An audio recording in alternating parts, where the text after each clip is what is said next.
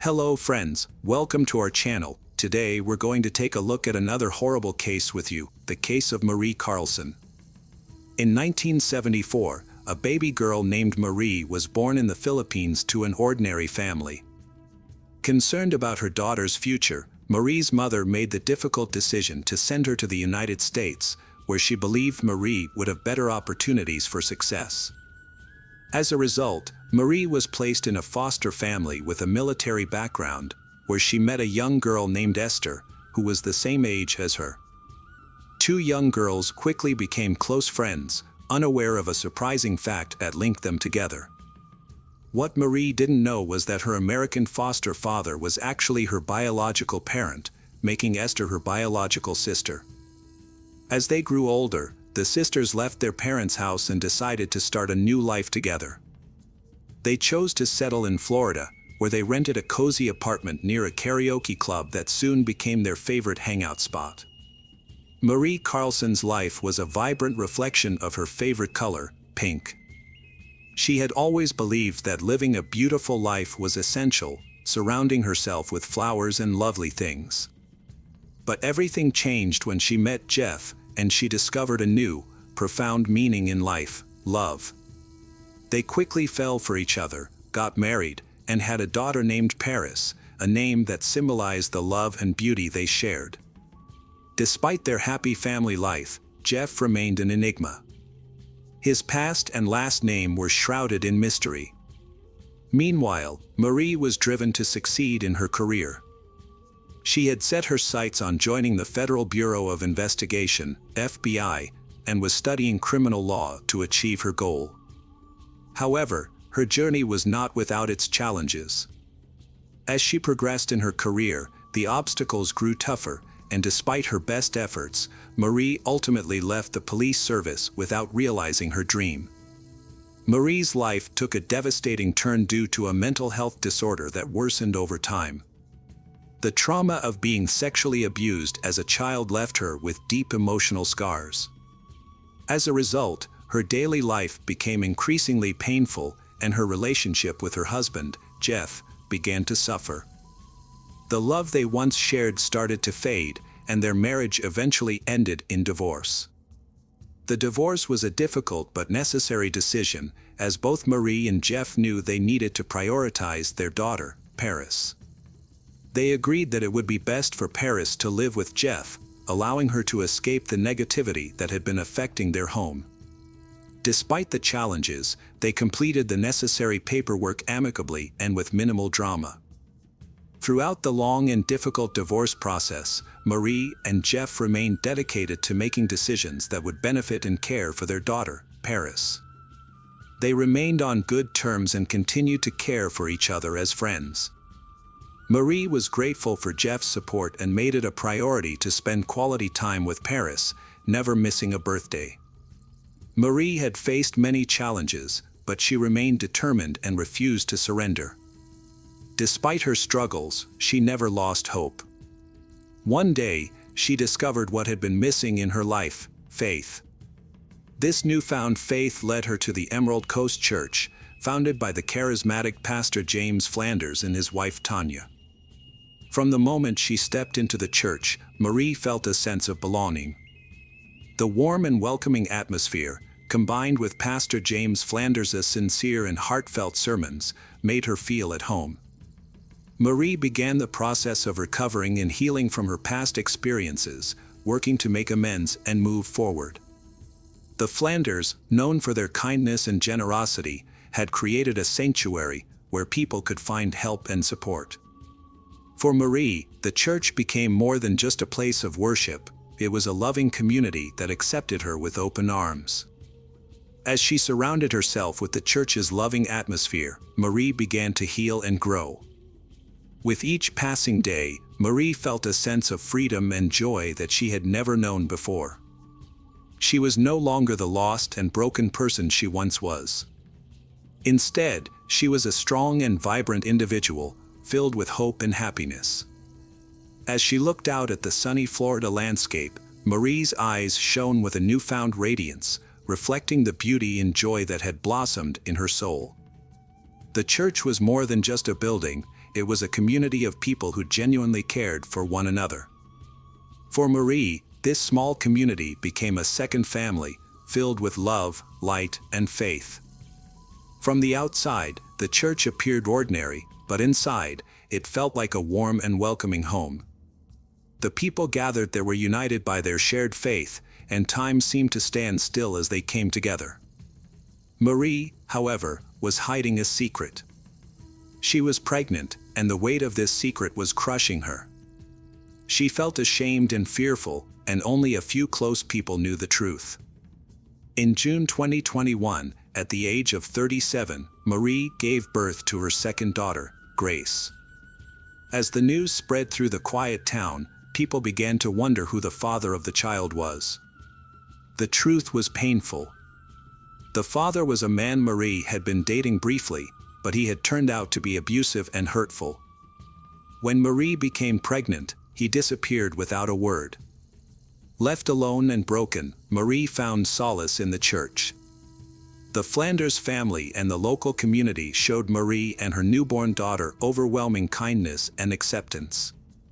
They provided a safe and nurturing environment, filling a vital need in Marie's life by becoming like a substitute family. Through their selfless support, Marie was able to find the courage, optimism, and start the healing process from the trauma of her past. Marie had been feeling trapped in her life, and just 3 months after giving birth to her daughter, she made a shocking decision that left everyone stunned. She posted a mysterious message on social media announcing that she was leaving, not just her city, but also her family and friends behind. Marie had been secretly planning her escape, careful not to reveal her intentions to anyone, fearing they would try to talk her out of it. She only hinted at her dreams and expressed her love for her loved ones, making it clear that she was leaving for good. Her departure left many questions unanswered. Where was she going? What path would she take? And would she achieve her dreams? Marie's loved ones were devastated, worried sick about her safety and unsure of what to do next. The uncertainty surrounding her disappearance only added to their anxiety. Jeff, Marie's ex-husband, was particularly frantic and decided to contact the police to help find her. As the days passed, the worry and fear for Marie's fate only intensified. Marie's sudden disappearance from Fort Walton Beach had barely stopped making headlines when a disturbing revelation emerged. She had left behind her 3-month-old daughter. This news sparked immediate concern from Marie's sister, Esther, who knew her siblings' devotion to her children. "This is out of character for her," Esther said, her voice shaking. "She's always been extremely protective of her kids." Those who knew Marie were shocked by her disappearance. As a mother, she had always been exemplary, particularly with her 7-year-old daughter, Paris. Marie's ex-husband, Jeff, was especially stunned when he learned that she had stopped visiting Paris, as they had been inseparable. Now, at 37, Marie had vanished without a trace. While she had the right to start anew, the police couldn't ignore the fact that she had left her young child behind. The police analyzed Marie's recent messages and discovered a peculiar aspect: her writing style had changed significantly from before. This led them to suspect that she might be under duress or that the messages were fabricated. An investigation was launched, which soon impacted Marie's personal life. Questions arose about the identity of her daughter Grace's father and the nature of their relationship with Marie. However, even Marie's sister Esther was unable to confirm or deny these suspicions. The police were faced with a complex web of secrets surrounding Marie's disappearance, including the mysterious messages and the uncertainty about Grace's father. In an effort to clarify the situation, the police spoke with Tanya and James Flanders. They revealed that Marie had a history of disappearing temporarily without explanation. The Flanders also shared that Marie had been diagnosed with bipolar disorder, which could have contributed to her erratic behavior. A few weeks before she vanished, Marie experienced a severe episode of depression. She began taking medication but was forced to stop due to her pregnancy. Feeling extremely unwell, Marie asked the Flanders family to care for her daughter while she rested. After lunch, Marie lay down to rest, and Tanya and Grace went out shopping. James stayed with Marie to keep an eye on her, but he left for a short time to go home. When he returned, he was shocked to find that Marie and her car were nowhere to be found. The Flanders family immediately launched a search for Marie. They scoured the streets, checking the parking lots of every building, but found no sign of her. Then, James had an idea to check the airport, and to their astonishment, they found Marie's car parked there. Using the spare keys, James drove the car back home. When investigators examined the car, they did not find any suspicious marks or evidence that could lead to Marie's whereabouts. The investigators returned to the airport, hoping to find new leads. Their plan was to review the parking lot camera footage, as the airport is required to keep this information on file. They also hoped to find Marie's ticket, which might have her fingerprints on it. However, when they found the ticket, it didn't yield any useful results. The ticket was clean, with no fingerprints or other clues that could aid in the investigation. A search of Marie's car also turned up nothing, and the parking ticket didn't contain any fingerprints. To make matters worse, the cameras in the parking lot weren't working on the day Marie disappeared. This lack of footage was a significant setback for the investigation, leaving the question of whether Marie's disappearance was a tragic accident or a carefully planned escape. As the investigation continued, the police began to suspect that Marie's disappearance might be more sinister than initially thought. They reclassified the case as a murder investigation and shifted their focus to the mysterious father of Marie's child, Grace. The police returned to the church, hoping to find some answers to their questions. Who was Grace's father, and what role did he play in Marie's disappearance? The church, where Marie had found solace, was filled with rumors and speculation. Parishioners whispered about Marie's secret and the plan that had been weighing on her mind. Marie had been struggling with depression and had considered an abortion, but the Flanders family, who were eager to expand their family, had strongly opposed this idea. The Flanders asked Marie to leave her baby with them, while hypocritically offering to help her. Unbeknownst to others, they desperately wanted a second child, despite both being over 40. One parishioner claimed that Marie's baby, Grace, was a reward from above for the Flanders' good deeds. The situation took a turn when Jeff, Marie's ex-husband, arrived on the scene. He was not the father of the child but had information that could solve the mystery. Jeff revealed that he had noticed Marie's pregnancy and had questioned her about the father. Marie lied, saying she was a surrogate mother for the Flanders. However, the investigation that followed revealed the truth.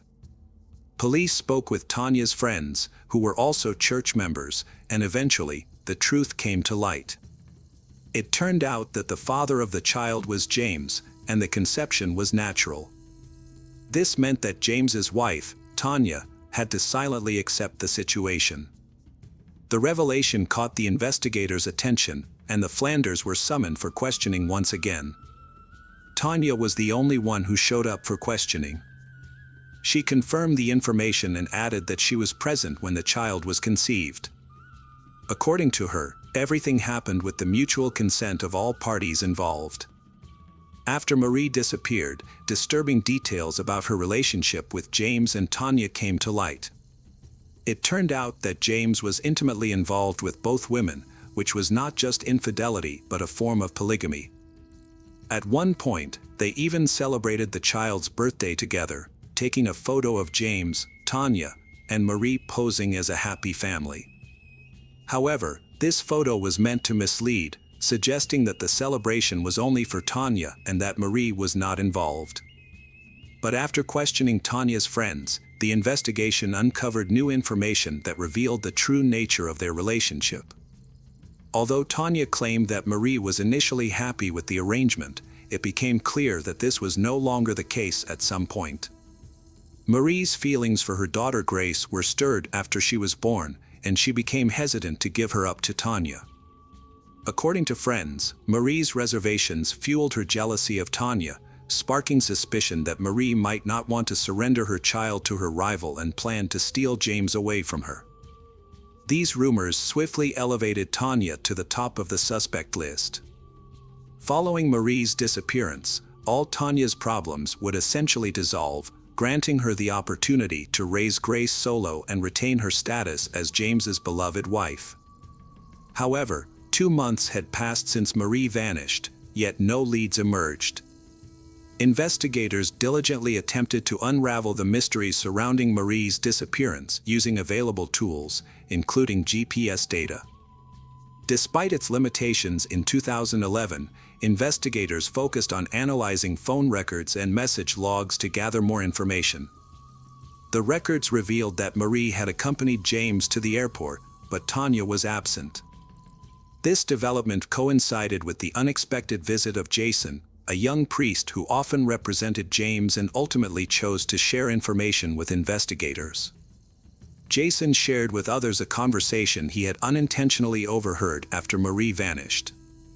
James expressed his distress and concern, stating that he would have to leave the country due to Marie's disappearance, but he couldn't disclose the details.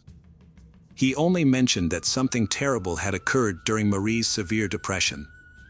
Prior to her disappearance, James had stayed with Marie at a clinic for a few days, while Jason temporarily took his place. Meanwhile, rumors about polygamy began circulating among the church parishioners, which shocked Jason when he discovered them. Upon James' return from the hospital, Jason decided to discuss the matter with him. Jason asked James about his relationship with Marie. James was honest and admitted to having a romantic relationship with both Marie and his wife. He revealed that he and Marie had a heated argument before her disappearance, which escalated into a physical fight. However, James insisted that Marie was alive and well at the time of her disappearance. Following their conversation, James decided to resign as pastor and soon left the city with his family, including Tanya and Grace, to move to Arizona. Shortly before their departure, Marie's family had contacted the Flanders family to collect some of Marie's belongings. As a result, investigators obtained Marie's phone, which may have contained crucial information. The investigation into Marie's disappearance was initially hindered because most of the data on James' phone had been deleted. However, investigators were able to recover some fragments, including a video of James promoting precious metals. This finding raised suspicions, particularly since the case took place in 2011, when digital evidence was easier to erase and surveillance was less widespread. At that time, DNA detection technologies were still in their infancy, making it seem like criminals could easily escape punishment. However, the field of digital forensics was also advancing, and it was this expertise that ultimately helped crack the case. 3 years after Marie vanished, a new program became available that enabled investigators to recover data from phones and computers. This technology allowed them to access messages between Marie and James, which painted a disturbing picture of their relationship. The recovered messages included explicit images, some of which were taken inside a church. Perhaps most damningly, Marie's emails to James revealed her deep desire to leave Fort Walton Beach, fearing the place was cursed. Her messages hinted at her desperation to escape with her child. A chain of unexpected and dramatic events led to the Flanders family's deepest secrets being exposed. Flanders said, "When someone spreads rumors or harms me, I want them to cease to exist." Given James' situation, shrouded in darkness and fear, it's possible he fulfilled this ominous promise. Despite the lack of Marie's body, there was sufficient evidence to issue an arrest warrant for James on charges of second-degree murder. However, the prosecutor faced a significant challenge, convincing the jury of James' guilt without the victim's body. James and his lawyer were in a desperate situation with an uncertain future ahead, so they made a drastic decision as a last resort to try and turn things around. If James revealed Marie's body's location, he would be charged with manslaughter, a crime with a more moderate sentence. After years of anguish, Marie's family agreed to this deal. James's words revealed a disturbing truth. He and Marie had a tumultuous relationship, frequently arguing about her struggles with depression. During one heated argument, Marie physically lashed out at James, and in an attempt to calm her down, he inadvertently knocked her to the ground. Tragically, she lost her life. In the aftermath, James was overcome with guilt and regret. He had unknowingly contributed to Marie's death, and his attempts to revive her were unsuccessful. The investigators eventually discovered Marie's body in the yard of James's house, buried 5 feet underground and wrapped in a blanket. The discovery was a shock to everyone involved, as they had been searching for her for years. The consequences of James's actions were severe. He was convicted of manslaughter and sentenced to 15 years in prison, with the possibility of parole after 11 years. His wife, Tanya, claimed to have been unaware of James's crime and was deeply shocked by the news of Marie's death. Marie's body was discovered after a delay, which hindered experts from determining the cause of her death. This delayed discovery may have impacted the direction of the investigation. 5 years later, Marie's family and friends were finally able to lay her to rest and find closure at her funeral. Her sister Esther might have even sung a final song in her honor. Hello friends, welcome to our channel. Today we're going to take a look at another horrible case with you, the case of Minhas Zaman. Minhas Zaman, a Canadian with a promising future. However, instead of attending York University to study mechanical engineering, he chose to deceive his parents and live a lie.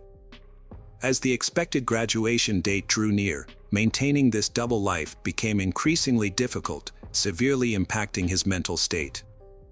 This ultimately led to the tragic outcome of him murdering his entire family. In an attempt to gain attention, Minhas posted photos of his crime on his Discord channel.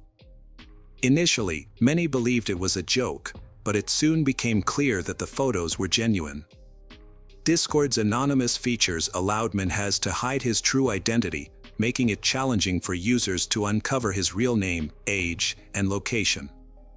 In Bangladesh, a country plagued by poverty and overpopulation, many sought a better life abroad. Notorious, born in 1971, felt an insatiable desire to improve his circumstances. Despite the country's rapid development, Notorious yearned for more. He met and married Momtaz, born in India, and they shared a dream of building a better future together in Toronto, Canada. After 2 years of preparation, Notorious and Momtaz made the move to Toronto. They settled into their new life and eventually started a family. 6 years after their arrival, they welcomed a son, Minhas, followed by a daughter, Mesa, 2 years later. Momtaz and her husband Notorious were loving and dedicated parents who worked tirelessly to ensure their family's well-being and happiness. Momtaz was particularly close to their children and was known for her kindness and generosity. She spent a lot of time caring for her family and was always willing to lend a helping hand. In her community, Momtaz was a respected and well-liked figure, both in her neighborhood and among fellow Bangladeshi immigrants. Notorious was a more reserved person, but he was also highly respected in the community. He was a devout Muslim who prioritized his family's well-being above all else. As a taxi driver, Notorious was very familiar with the city of Toronto, thanks to his many years of experience. His dedication to his job earned him numerous awards, including being named the Best Employee of the Month and one of the top taxi drivers in his company. Both Momtaz and Notorious had high aspirations for their children, Melissa and Minhas. Having successfully navigated the challenges of moving to a big city themselves, they expected their children to achieve great things. They dreamed of their children securing high-paying, prestigious jobs that would bring them comfort and prosperity. After relocating from poor conditions, Notorious and Momtaz were determined to provide their children with every opportunity to succeed.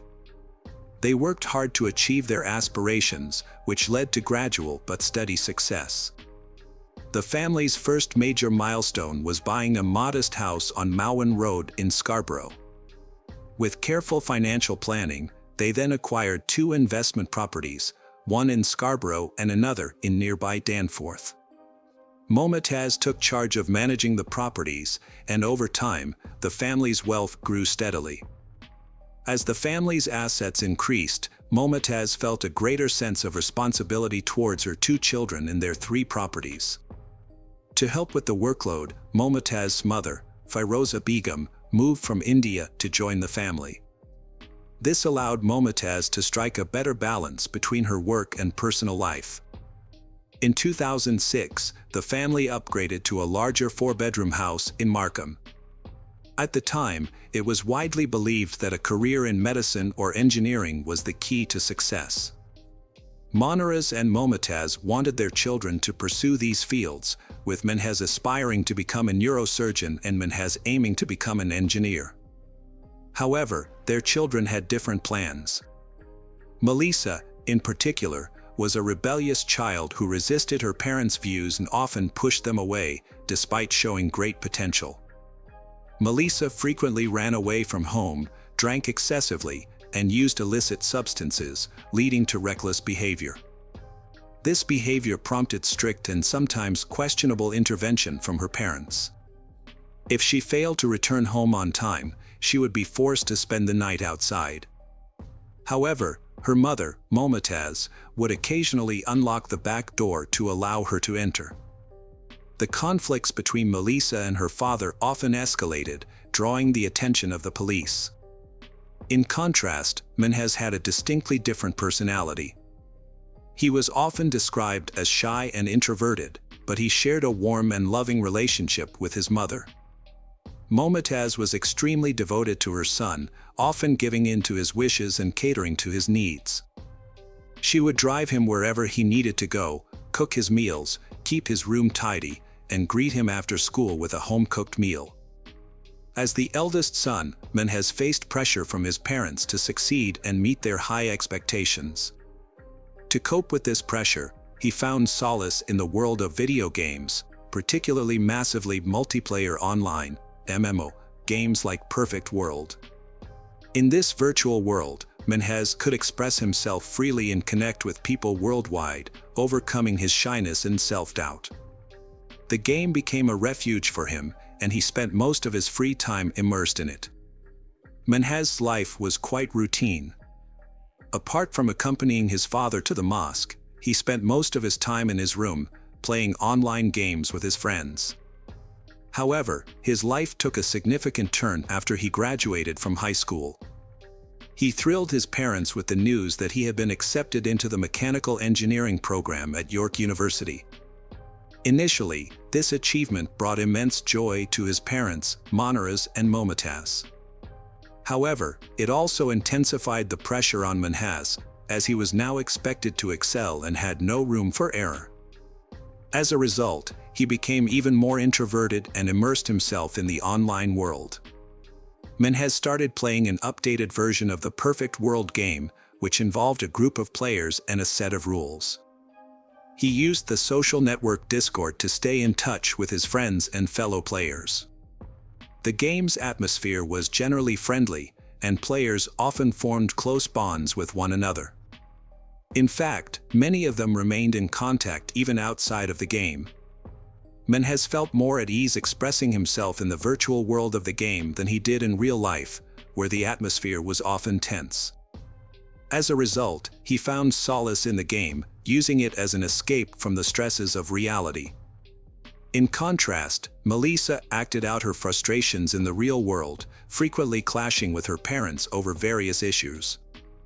Her rebellious behavior eventually led to an arrest for shoplifting, although she was fortunate to have the charges dropped in exchange for community service. After leaving home to live with her boyfriend, the tension in the household did not dissipate. Instead, it seemed to intensify, putting even more pressure on Minhaz to find ways to cope. As a result, he became even more deeply immersed in the game, using it as a means of escaping the increasingly unbearable reality at home. As Melissa broke free from her parents' expectations, they began to pin their hopes on her son, Minhas, as the family's savior. They boasted about his engineering career at York University, but this turned out to be a fabrication. In reality, Minhas attended Seneca Community College, a less prestigious institution. Minhas struggled academically, felt isolated, and abandoned his faith, which deeply disappointed his devout parents. He often expressed frustration about his parents' constant interference in his life, which affected his personal relationships. Minhas met a girl online, which infuriated his parents and further fueled his resentment. However, he found a sense of independence through the online game Perfect World, where he connected with friends in a community on Discord. Initially, Minhas performed well in school, but his grades began to slip as his gaming obsession spiraled out of control. Minhas' successive gaming habits started to take a toll on his academic performance. He began skipping classes and struggled to keep up with his studies, resulting in him having to retake several subjects. Eventually, he lost interest in studying altogether and stopped attending classes, opting to focus solely on gaming instead. To avoid arousing his parents' suspicions, Minhas would leave home every day pretending to go to York University. He wasn't actually attending classes. Instead, he would spend his days playing games at a cafe on his laptop, working out at the gym, and then returning to gaming until late at night. In online conversations with his gaming friends, Minhas would occasionally joke about leaving the group and make cryptic comments about potentially going to prison. However, these statements were not taken seriously by his online friends, as they were familiar with his tendency to make humorous remarks. Additionally, Minhas often made jokes about sensitive topics such as homophobia and religion, but since it was a gaming community, no one took his comments seriously. Minhas' sense of humor took a darker and more aggressive turn over time. He started making jokes that were intentionally provocative, trying to elicit a reaction from others in the community. However, his attempts at humor were so off-putting that they led to multiple complaints. Ultimately, the community administrators banned him due to his behavior.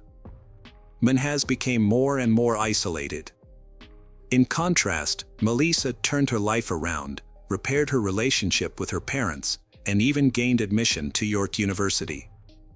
From the outside, the family appeared happy and successful, with new beginnings and a promising future. As Minhas realized he was about to lose his privileged status as the golden child, he committed a horrific crime on July 27, 2019, just one day before his expected graduation ceremony. On that day, the family was preoccupied with their daily routines. Minhas' mother and grandmother went about their usual schedule, attending a daybreak event, unaware of the impending tragedy.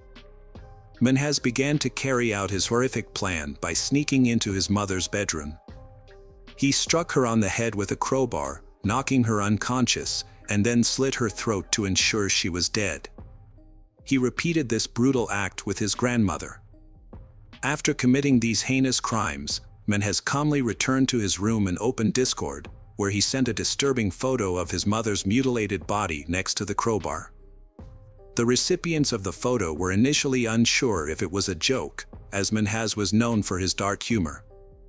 However, the image was extremely realistic and did not appear to be a prank. Minhas was a well-known figure in the Perfect World gaming community, but his behavior had always been unsettling, earning him a negative reputation among many players. The situation took a disturbing turn when Minhas posted two photos that seemed to show a murder scene. The images were extremely realistic and did not seem to be a joke. Minhas then made a chilling post claiming that he had killed his mother and grandmother and was waiting for his sister and father to return home so he could do the same to them.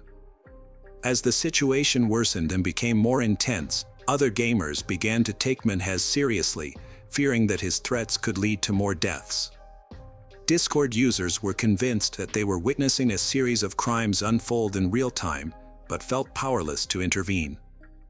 Desperate to prevent further harm, players tried to uncover Minhas' identity, but he had hidden his personal information, leaving no clues about his name, age, or whereabouts. In an effort to gather more information, users reached out to Minhaj's friend, Junior, asking him to share any details he might know. When Junior confronted Minhaj about the disturbing images, Minhaj revealed that his threats were genuine and that he planned to kill his father and sister soon. Meanwhile, Melissa returned home to an eerily quiet house. Unbeknownst to her, Minhaj was waiting inside. As she entered the house, he attacked her with a crowbar, striking her on the head, and then slit her throat. After committing the crime, Minhaj took a photo of Melissa's body and sent it to his friend John via private message. Minhaj posted a photo with a disturbing message, claiming that he had struggled with his sister Melissa for 10 minutes, during which she cried and screamed. In a private message to John, Minhaj expressed extreme self-loathing, stating that his parents would be ashamed of him and that he was a coward and subhuman. Minhaj then sent John several more photos, including one of the murder weapon and a selfie with a bloody knife. John was horrified and shared these photos with the rest of the group, confirming that Minhaj had indeed committed a third murder. Group members quickly saved the photos as evidence against Minhaj. Meanwhile, Minhaj continued to act normally, waiting for his father to return home. When his father, Notorious, entered the garage, Minhaj ambushed him, stabbing him in the neck, just like his other victims. Minhaj took a photo of the victim, which the group was unable to prevent. In a shocking turn of events, Minhaj shared a disturbing message with online friends, stating, "I consider myself a coward and a loser. As an atheist, I don't believe in an afterlife, so I feared death and wanted others to die instead, sparing them suffering. I realize now how pathetic and selfish I've been." What followed was even more alarming. Minhaj told another online friend that he had murdered his entire family and was prepared to spend the rest of his life in prison. He then invited this friend to view photos of the crime scene. However, the story takes a crucial turn. One of the online friends discovered a way to obtain Minhaj's IP address, which could reveal his location. With this information, the group was able to track Minhaj to his home in Toronto. A user from Minnesota, who was part of the online conversation, contacted their local police department, which in turn alerted the Toronto police to Minhaj's location. The police began their investigation after receiving information from an anonymous source. Meanwhile, Minhaj was still active online, chatting with users who were inquiring about his next steps. He claimed he would try new things, including drinking, smoking, and reconnecting with an ex-girlfriend. However, it was only a matter of time before the police caught up with him. They were able to track his IP address, contacted his internet service provider, and obtained his physical address. Surprisingly, Minhaj did not take steps to cover his digital tracks, despite being an avid gamer and computer user. Just 12 hours after the crime, officers arrived at the Minhaj residence. As they looked up, they saw Minhaj looking out of his bedroom window. At this point, the police had limited information and evidence, relying mostly on tips from online users. They were uncertain about the accuracy of the reports. But Minhaj unexpectedly made the police's job easier. After posting a farewell message on Discord, announcing that the police had arrived, he voluntarily went downstairs, opened the door, and surrendered to the authorities. When questioned by the police, Minhaj responded that this was his family's home and that they would discover the truth for themselves. The bodies of Notorious and Melissa were the first to be found, followed by Momtaz and Firoza, near the entrance to the house. Minhaj was immediately arrested by the police on suspicion of murder. He was then taken to the local police station for further questioning. During the interrogation, Minhaj displayed unusual calmness, showing no visible emotion. The lack of emotional response was notable, as if he was discussing an inconsequential event. He was ultimately charged with 4 counts of murder, 3 first-degree murders and 1 second-degree murder. In court, the evidence strongly indicated his guilt. The Perfect World gaming community had preserved a record of all his online messages, which serve as evidence against him, confirming his culpability to a great extent. Hello friends, welcome to our channel. Today we're going to take a look at another horrible case with you. The case of Jorge Cortez. Jorge Humberto Martinez Cortez was born on January 5, 1978, in Mexico City. He kept his childhood and teenage years private, only sharing that he often clashed with his mother, who cared deeply for him, and his father, who rarely intervened in their arguments. Jorge's strained family relationships likely contributed to his emotional isolation and the development of his aggressive and unstable personality. To escape his difficult home life, Jorge left at a young age and embarked on a journey across Mexico, taking on temporary jobs to support himself. He worked as a waiter in various bars in Mexico City, including those in the Rosa and Cona districts, and also relied on tips from tourists in the popular Villa Du and Cuac districts, known for their extensive infrastructure and diverse entertainment options. Jorge's life of crime began in this place. In 2010, he was arrested for theft and given a 4-year prison sentence. However, because it was his first offense, the judge decided to release him on bail. At the time, no one suspected that this decision would set free a man who would later become one of Mexico's most notorious criminals. After his release, Jorge met a girl named Adriana and fell in love. Initially, he treated her with kindness and attention, but as their relationship deepened, his behavior became increasingly violent. Adriana soon found herself a victim of his physical abuse. Exhausted by his cruelty, she decided to end the relationship, but Jorge refused to accept her decision. One night, Jorge violently attacked Adriana, dragging her down the stairs by her hair and breaking her nose. He beat her so severely that she lost consciousness. When she came to, she saw Jorge holding a lighter and threatening to kill them both if she didn't stay with him. Despite his threats, Adriana continued to resist, which further enraged Jorge. He attempted to strangle her by grabbing her neck with both hands. However, Adriana managed to break free, grabbed a hammer, and began fighting back. She was able to force Jorge out of the apartment and ultimately out of her life for good. This violent confrontation occurred in 2011, and although Adriana reported the incident to the police, Jorge was released on bail and avoided punishment. In hindsight, Adriana's escape from Jorge that night saved her from a potentially deadly situation. Jorge would go on to take the lives of multiple women in the future. After meeting Jorge, 18-year-old Yang Kiang Marie became his new victim. Yang was a Korean girl who was very close to her mother, Monica, and her sisters, particularly Anna. Anna was a lively and athletic young woman who balanced her studies in psychology with a part-time job at a restaurant. Yang met Jorge at one of the bars where he worked, and they were immediately drawn to each other.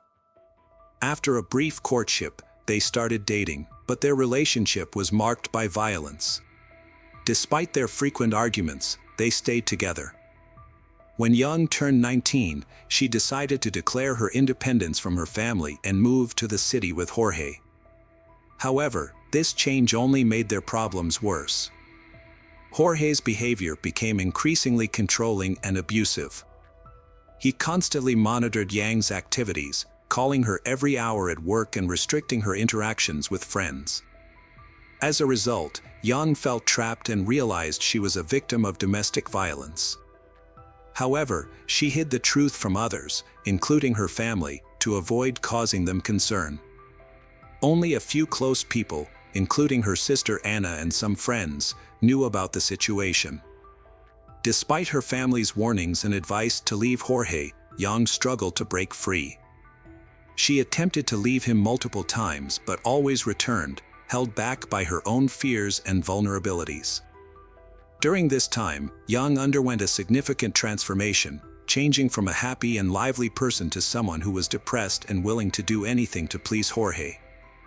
The relationship continued to deteriorate, becoming increasingly toxic and damaging to Yang's well-being.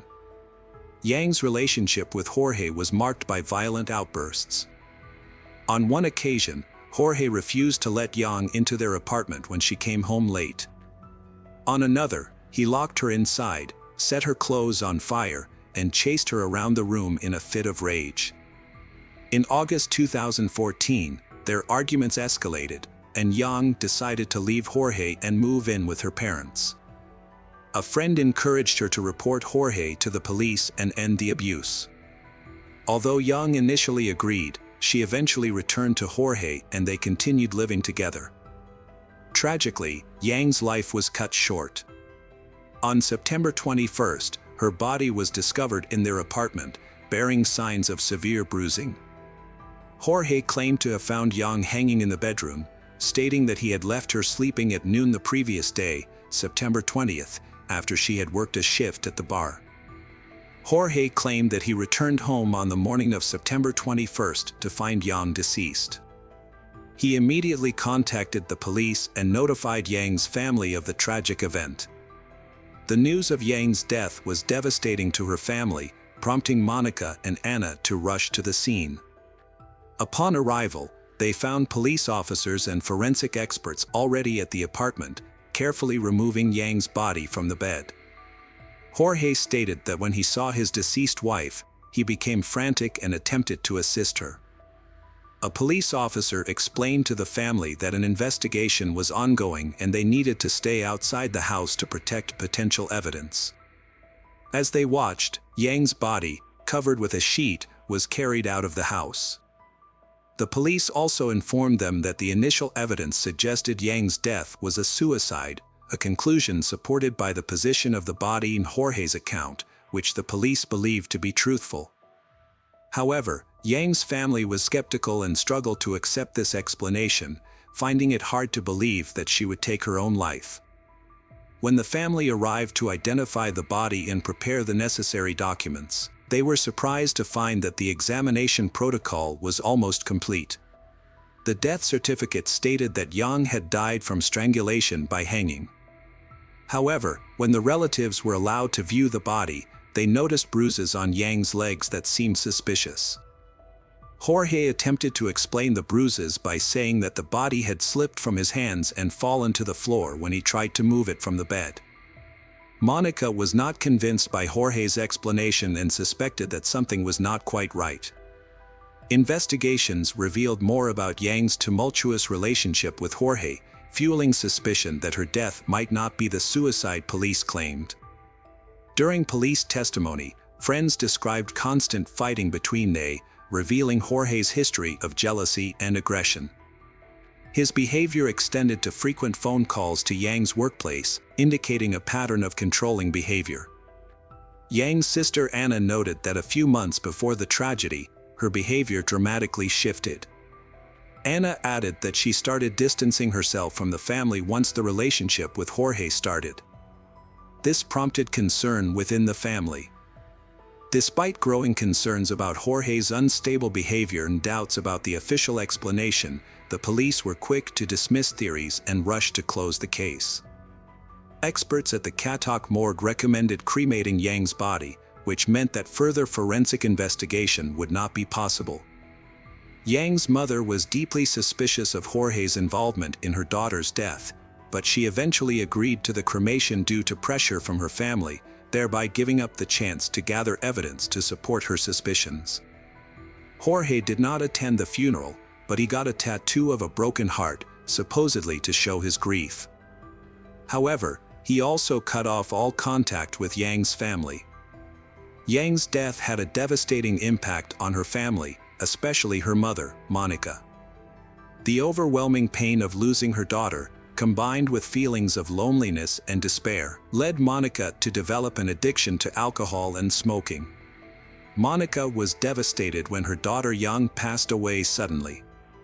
Despite her overwhelming grief, Monica refused to accept the initial explanation of Yang's death, finding it contradictory to her daughter's outgoing and life-loving nature. Unsettled by details like the bruises on Yang's body and the lack of evidence supporting the claimed manner of death, Monica's instincts told her there was more to the story. To get answers, Monica launched her own investigation into the case. Monica acquired security footage from her daughter's home, revealing her son-in-law Jorge was the last person to see Yang alive. With the help of a private attorney and forensic pathologist, Monica reviewed Yang's final days. An unexpected development led to a shocking explanation, revealing a deeply seated scandal and a misclassified homicide. Monica's determination uncovered hidden details, ultimately revealing the truth behind Yang's death. The detective completely rejected the initial account of Yang's death, presenting conclusive evidence that proved she was murdered. Further investigation revealed several discrepancies with the original autopsy. There were no signs of hanging on Yang's body, but her neck showed signs of strangulation, and a scarf had been used to make it appear as though she had hanged herself. Bruises on her hands and fingernails suggested she had tried to fight back. The medical examiner confirmed that any competent expert would have reached the same conclusion. This raises serious questions. Why did the police ignore these facts, and why did the family receive a false report about their daughter's death? Monica's relentless pursuit of truth led her to conduct a 7-month investigation, uncovering a series of disturbing failures and incompetence by law enforcement agencies. Her research revealed that Yang had previously reported violence by Jorge to the police, but her cries for help were ignored.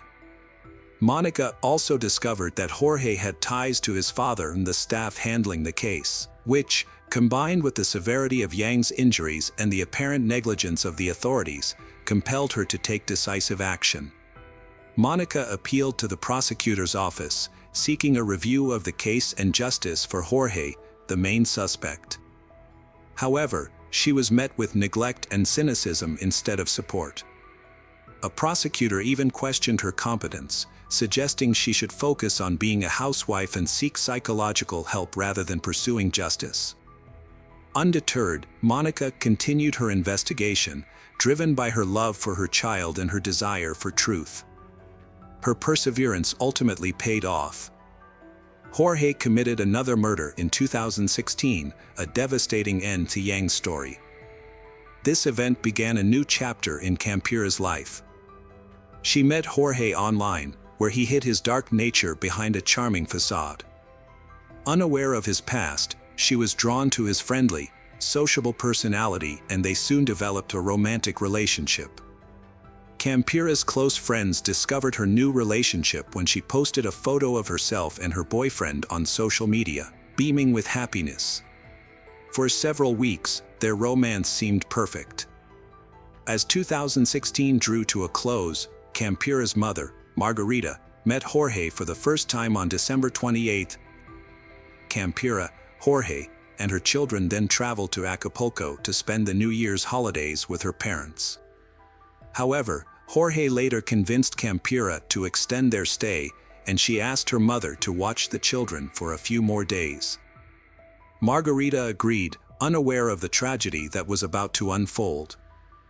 3 days later, Campira was found dead. The last time Margarita had spoken to her daughter was on December 30th. When Margarita tried to call Campira on New Year's Eve, she was met with silence. Campira always answered her phone or returned calls promptly, so Margarita's anxiety grew with each passing minute. As the hours ticked by, Campira's unusual silence and lack of online activity only heightened Margarita's concerns. Eventually, Margarita decided to contact Jorge to find out what had happened to her daughter. Jorge attempted to alleviate Margarita's concerns by downplaying the argument and Campira departure to celebrate the new year with friends. However, Margarita remained unconvinced and asked a family friend to check on Campira. When the friend arrived at Campira's house, Jorge told him that Campira was asleep and unable to meet with him. Margarita's suspicions grew, and she sensed that Jorge was hiding something. On December 31st, between 5 o'clock and 8 p.m., Jorge committed a heinous crime. He brutally murdered Campira by strangling her after beating her severely with an unknown object, leaving multiple injuries on her face and body. In an attempt to make it appear as though Campira had taken her own life, Jorge cut a lock of her hair, placed her body on the bed, covered it with a blanket, and left the gas stove on. He even placed a portrait of Campira's late ex-husband in her hand to create the illusion that memories of him had driven her to suicide. Around 8:30 p.m., Jorge packed his belongings and left the house. On the night of January 1, 2017, Margarita tried to contact her daughter Campira to wish her a happy new year, but was unable to reach her. She then called her son Gabriel, who was in the same city as Campira, and asked him to check on her. When Gabriel arrived at his sister's house, he was immediately hit with a strong smell of gas. After turning off the gas burners, he began searching for Campira and was shocked to find her body on the couch, bearing signs of a brutal beating on her face. As Gabriel threw off the blanket covering his sister's body, he was horrified by what he saw. Campira was wearing only her underwear, and her body was covered in numerous bruises. Several details caught his attention. There were drops of blood around her, although her body in underwear appeared clean, as if she had recently bathed. Additionally, Campira's head was almost completely shaved, which struck Gabriel as strange, as his sister was known to take great care of her hair. Gabriel reported the incident to the police and then called his mother to break the news to Margarita. Paramedics and police arrived, confirmed Campira's death, and restricted access to the scene. The family was stunned by grief, struggling to come to terms with what happened. Their eyes reflected sadness and a glimmer of hope for justice. The investigation was complicated by inconsistencies between the crime scene and the initial assumption of suicide. The police meticulously examined every detail to unravel the truth. The police initially suspected suicide, but Campira's family disputed this, finding it impossible to believe that a young, cheerful woman would take such a drastic step. Campira's family was convinced that her death was not a suicide, but a violent crime. A strand of hair found on her body that did not match anyone in the house reinforced their suspicions. They demanded a more thorough investigation, which was granted. A second forensic examination confirmed their fears, revealing that Campira was strangled and that the suicide scene was staged. The evidence included marks on her trachea and neck, bruises indicating a beating, and the absence of a strand of hair. The police launched an investigation, and Campira's aunt, Sandra, worked with the deputy prosecutor to have the case transferred to the prosecutor's office. However, progress was slow. Later, Sandra was called back to the prosecutor's office and informed that she and her brother, Gabriel, could be plaintiffs in the case. Campira's children were left with their grandmother after the tragedy. To shield them from painful memories, they were transferred to a new school. However, time alone didn't heal their wounds. 2 months later, the family was allowed to visit the apartment where Campira's body was found, collecting her belongings and possibly uncovering clues. Her laptop was found, but its data had been deleted. Fortunately, her iPad was password protected, and the last photos she took before her death were recovered. One disturbing photo showed Campira lying next to Jorge on the same sofa where her body was later found. Further investigation of the photos revealed more evidence. In one image, Jorge was seen holding a skull-shaped container that was later discovered in the apartment's freezer. He was also shown strangling Campira with one hand. Drawers in the desk yielded sketches of tattoos Jorge planned to get, further hinting at his possible involvement in the crime. The public was outraged when Jorge was released on bail in 2009, sparking widespread anger. Many realized that if he had been detained earlier, the young women might still be alive. The Campira and Young families continued to demand justice for their loved ones on social media, gathering over 13,000 supporters on a memorial page. 10 months after his escape, Jorge was finally caught on October 24, 2017. His arrest was unexpected, occurring during a routine patrol by the National Civilian Police in Livingston, Guatemala. The officers were patrolling the streets when they noticed a suspicious man who appeared to be homeless. A routine check of his documents and fingerprints revealed a shocking truth: the man was on the international wanted list with a high danger level. Jorge was immediately arrested and taken to the immigration center in Guatemala City, where he was detained pending further action. The Guatemalan authorities quickly contacted their Mexican counterparts to initiate the extradition process. According to the head of the Guatemalan police, Pablo Castillo, Jorge had been hiding under a bridge in western Guatemala, living on the streets and relying on the kindness of tourists for survival. The next day, October 25th, Jorge was transported to the Mexican border city of Chicas, where he was handed over to the Mexican authorities. After crossing the border, Jorge was taken to Mexico City, marking the successful completion of the extradition process and the delivery of justice. Jorge appeared in court to face charges for his alleged crimes. A reporter managed to ask him a few questions, but Jorge responded with a complete denial of any wrongdoing, claiming he was unaware of the charges against him. This was despite being taken to court on October 26th for a preventive measure, specifically for the murder of Campura. During the trial, the prosecution presented strong evidence of Jorge's involvement in the crime. The investigation revealed that Jorge had brutally beaten the victim with an unknown object before strangling her to death. The prosecutor classified the crime as a feminicide, made worse by the fact that Jorge had a romantic relationship with the victim. The prosecutor also pointed out that Jorge had a prior conviction for theft and was possibly involved in the death of another ex-girlfriend, Jan. Despite the overwhelming evidence and arguments against Jorge, his lawyer proposed an alternative explanation that Jorge was mentally unstable and needed a psychological evaluation. This move came as the community awaited justice, expecting a suitable punishment for the perpetrator. After thoroughly examining the evidence, witness testimonies, and arguments, the judge turned his attention to Jorge and his lawyer.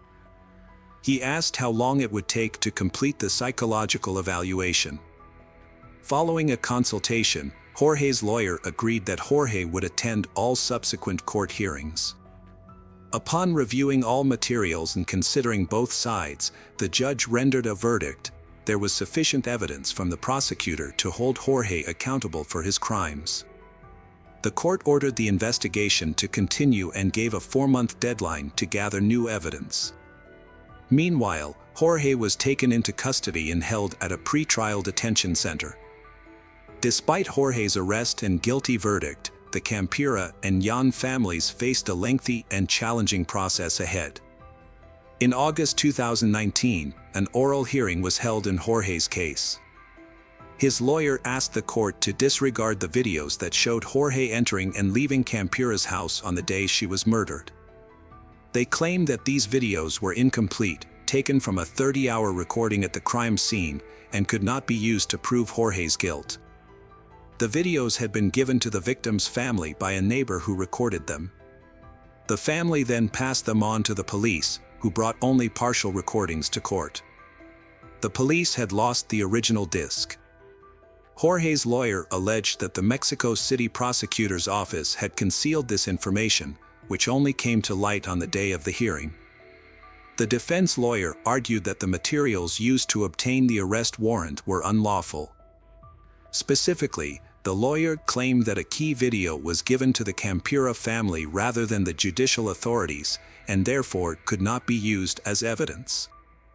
Despite this, the supervisory judge rejected the defense's petition after considering the prosecution's arguments and the testimony of Campura's friends and neighbors. Additionally, the court considered 2 witness statements, but did not accept them as evidence. The case proceeded, and Jorge was allowed to appeal the decision and present the same arguments again. Meanwhile, the young family was dealing with their own separate case. A ban on violence against women was established in Mexico City, thanks in part to advocacy from several groups, including the Mexican Institute of Human Rights and Democracy and the Center for Justice. This new decree was influenced by multiple high-profile crimes, including the murder of Jan. As a result, her case was forwarded to a Mexico City court for trial. Nearly 7 years after Yang's murder, charges were formally brought against her suspected killer, Jorge, in May 2021. Shortly thereafter, a judge ordered his arrest for his role in her murder. Despite these developments, Jorge's defense team was able to significantly slow down the investigation and prosecution. 9 years after Yang's death, Jorge Humberto Martinez Cortez was sentenced to 52 years and 6 months in prison in November 2023 for taking Yang's life. While the Young family has finally received justice, Campura's family still faces a lengthy process. A trial had been scheduled for April 2022 at the detention center where Jorge was being held. Activists were resolute that this time the perpetrator would not evade accountability. Jorge's lawyers have successfully delayed the hearing once again, which was set to take place on January 29, 2024. Over 50 witnesses were expected to be called to testify, but for now, there is no update on the status of the hearing in the media. Jorge's family remains hopeful that he will eventually be held accountable for his actions. While nothing can bring Campura back, they seek justice and want to ensure that her death does not go unpunished. The case of Anna Walsh, a horrific event in the basement of a family home. For over a year now, an investigation has been ongoing into the mysterious disappearance of a young woman and mother of 3 children, Anna Walsh. In January of the previous year, the case was reclassified as a brutal crime, although the body of the missing 39-year-old American woman of Serbian descent has yet to be found to this day. Her husband, Brian Walsh, who had previously encountered legal issues for fraud, was arrested on charges related to her disappearance. No one could have imagined that this individual could be responsible for ending the life of the mother of his sons. It's noteworthy that the Walsh family appeared to be quite prosperous, successful, and happy on the surface. Moreover, the couple was not in want, living in a luxurious home, and could afford anything they desired. However, few were aware of what happened behind the closed doors of this large and beautiful house. Even the person closest to Anna, her mother, did not realize the deadly danger her daughter was in. Interestingly, Brian managed to woo Anna away from her previous husband years ago in a rather unique manner. So unique, in fact, that the woman and her first husband even sought police protection from harassment and threats. Nevertheless, she eventually left with Walsh, to whom she was married for over 7 years. But what happened that led the family head to decide to rid himself of his wife? And what did he do to her? Who was Anna Walsh? Anna Lubicic, who later became known as Anna O'Neill following her first marriage, was born on April 18, 1983, in the Serbian capital of Belgrade. Here, she spent her formative years, growing up with her younger sister in a cultured family. Her academic journey led her to the 5th Belgrade Gymnasium, where she excelled as one of its standout students. Pursuing higher education, Anna attended the esteemed Belgrade Research University, the most historic and expansive university in Serbia. Her academic pursuits included a deep dive into foreign languages, culminating in a master's degree in French language and literature. At 22, with her diploma in hand, Anna sought broader horizons and career prospects in the United States, a move fully supported by her family. In 2005, she embarked on her American dream. Settling in the U.S., Anna aimed to further her education in hospitality management. She took on administrative roles at prestigious hotels, notably the Inn at Little Washington in Virginia, a part of the elite Relais and Chateau hotel circle. Anna's warmth, approachability, and sense of duty saw her swiftly ascend the professional ladder, garnering respect from her peers and supervisors alike. Multilingual and adept at resolving conflict, her innate charm and charisma allowed her to form connections with ease. Beloved by colleagues and blessed with a burgeoning circle of friends, Anna seized every chance to shine. She became a U.S. citizen, retaining her Serbian nationality, enjoyed a high income, and invested in her own property and car. Her travels broadened her horizons further, and her career flourished, leading to a promotion to senior manager. Anna's intelligence, beauty, slender frame, and radiant smile attracted many admirers. During her tenure at the Wheatley Hotel in Lenox, Massachusetts, she found love with Marcus O'Neill, the establishment's head chef. Their romance led to marriage in 2009, and Anna adopted her husband's last name. Who is Brian Walsh? Brian Paul Walsh was born in July 1975 in Boston, Massachusetts, into a well-known, affluent, and respected family. His father, Thomas Walsh, was a distinguished neurologist who worked at one of the state's leading hospitals, where he headed a department and also taught at a prestigious medical university. From a young age, Brian was the quintessential spoiled child, luxuriating in wealth and never knowing the word no. He attended one of the best private schools, wore expensive branded clothing, and lived a life of ease. Despite his parents' efforts to provide him with the best education, after finishing school, he failed to stay enrolled in any of the 3 prestigious colleges his father had arranged for him to attend. Nevertheless, Brian was far from foolish. His peers remembered him as cunning, calculating, and quite aggressive. He always found a way to get what he wanted one way or another. Brian was known for his extraordinary, even obsessive desire for money and a luxurious lifestyle, and he was extremely reluctant to part with his funds. In his youth, he often borrowed money from friends, only to never return it. During his college years, he would invite friends to the most luxurious restaurants, then, through various schemes and manipulations, ensure that others always paid his share of the bill. For many years, Brian was estranged from his father, up until the elder Walsh's death in 2018. The rift in their relationship began after the ungrateful son fraudulently withdrew nearly $1 million from Dr. Thomas Walsh's personal account and simply disappeared with the money. The father did not report his son to the police and even tried to persuade him to return the money voluntarily. When Brian refused, Thomas ceased all communication with him.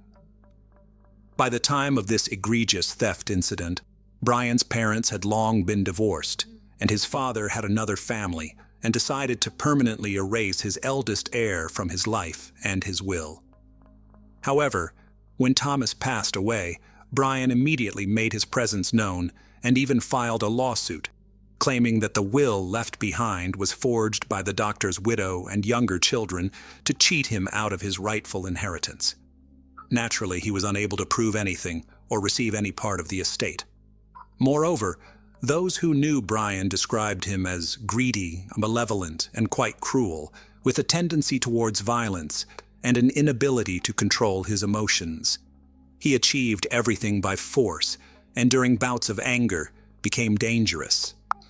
According to some reports, in the late 2000s, Walsh underwent treatment in a psychiatric clinic where he attempted to curb his bursts of rage, and it was then that he was officially diagnosed with sociopathy.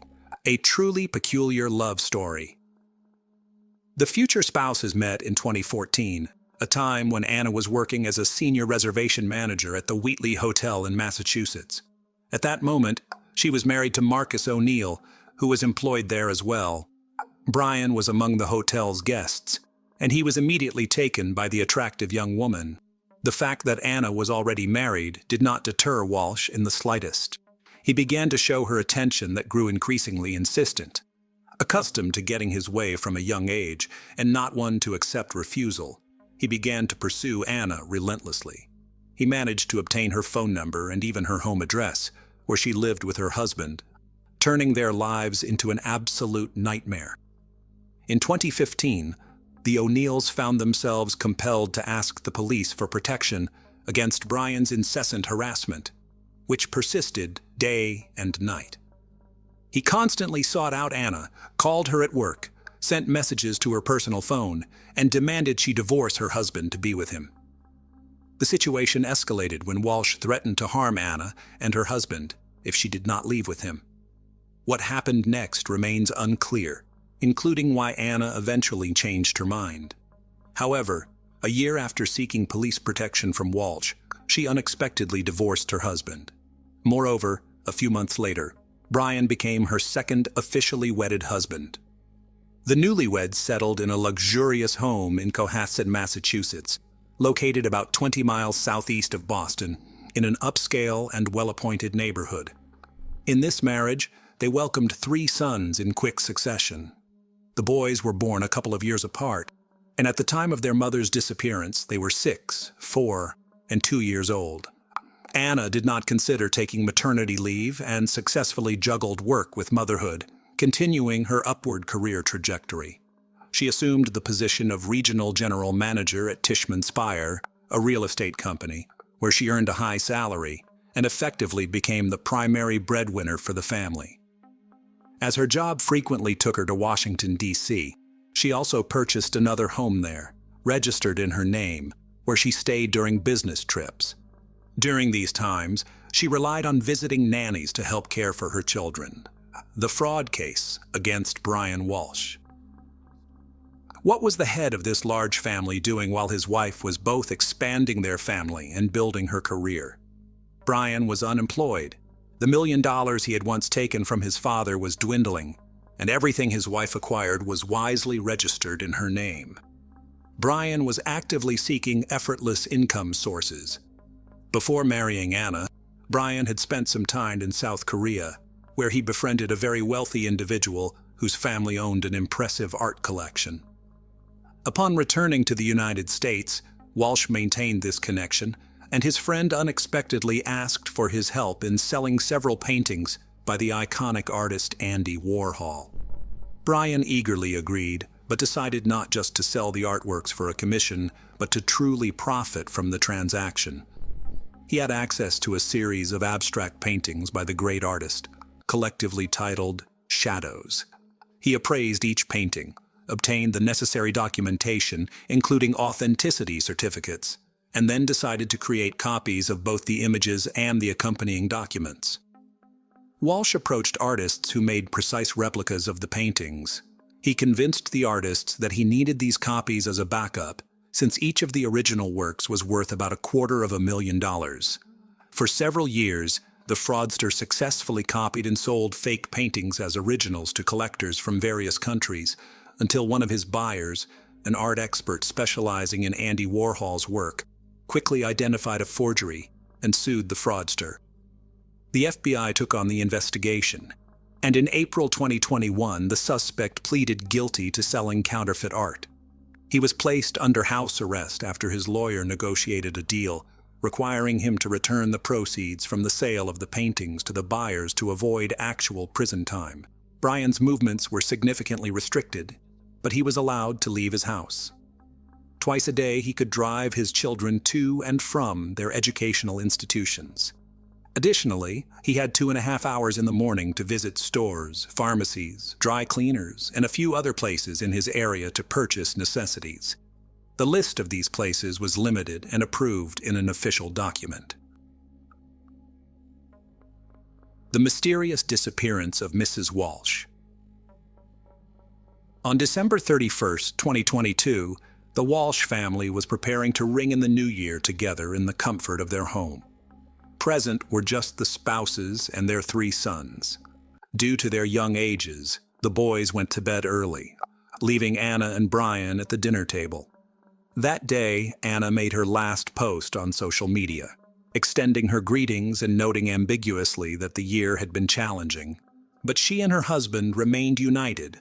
Anna was scheduled to fly to Washington, D.C. for work on January 3rd, but on January 4th, her employer, Tishman Speyer, reported her missing to the police.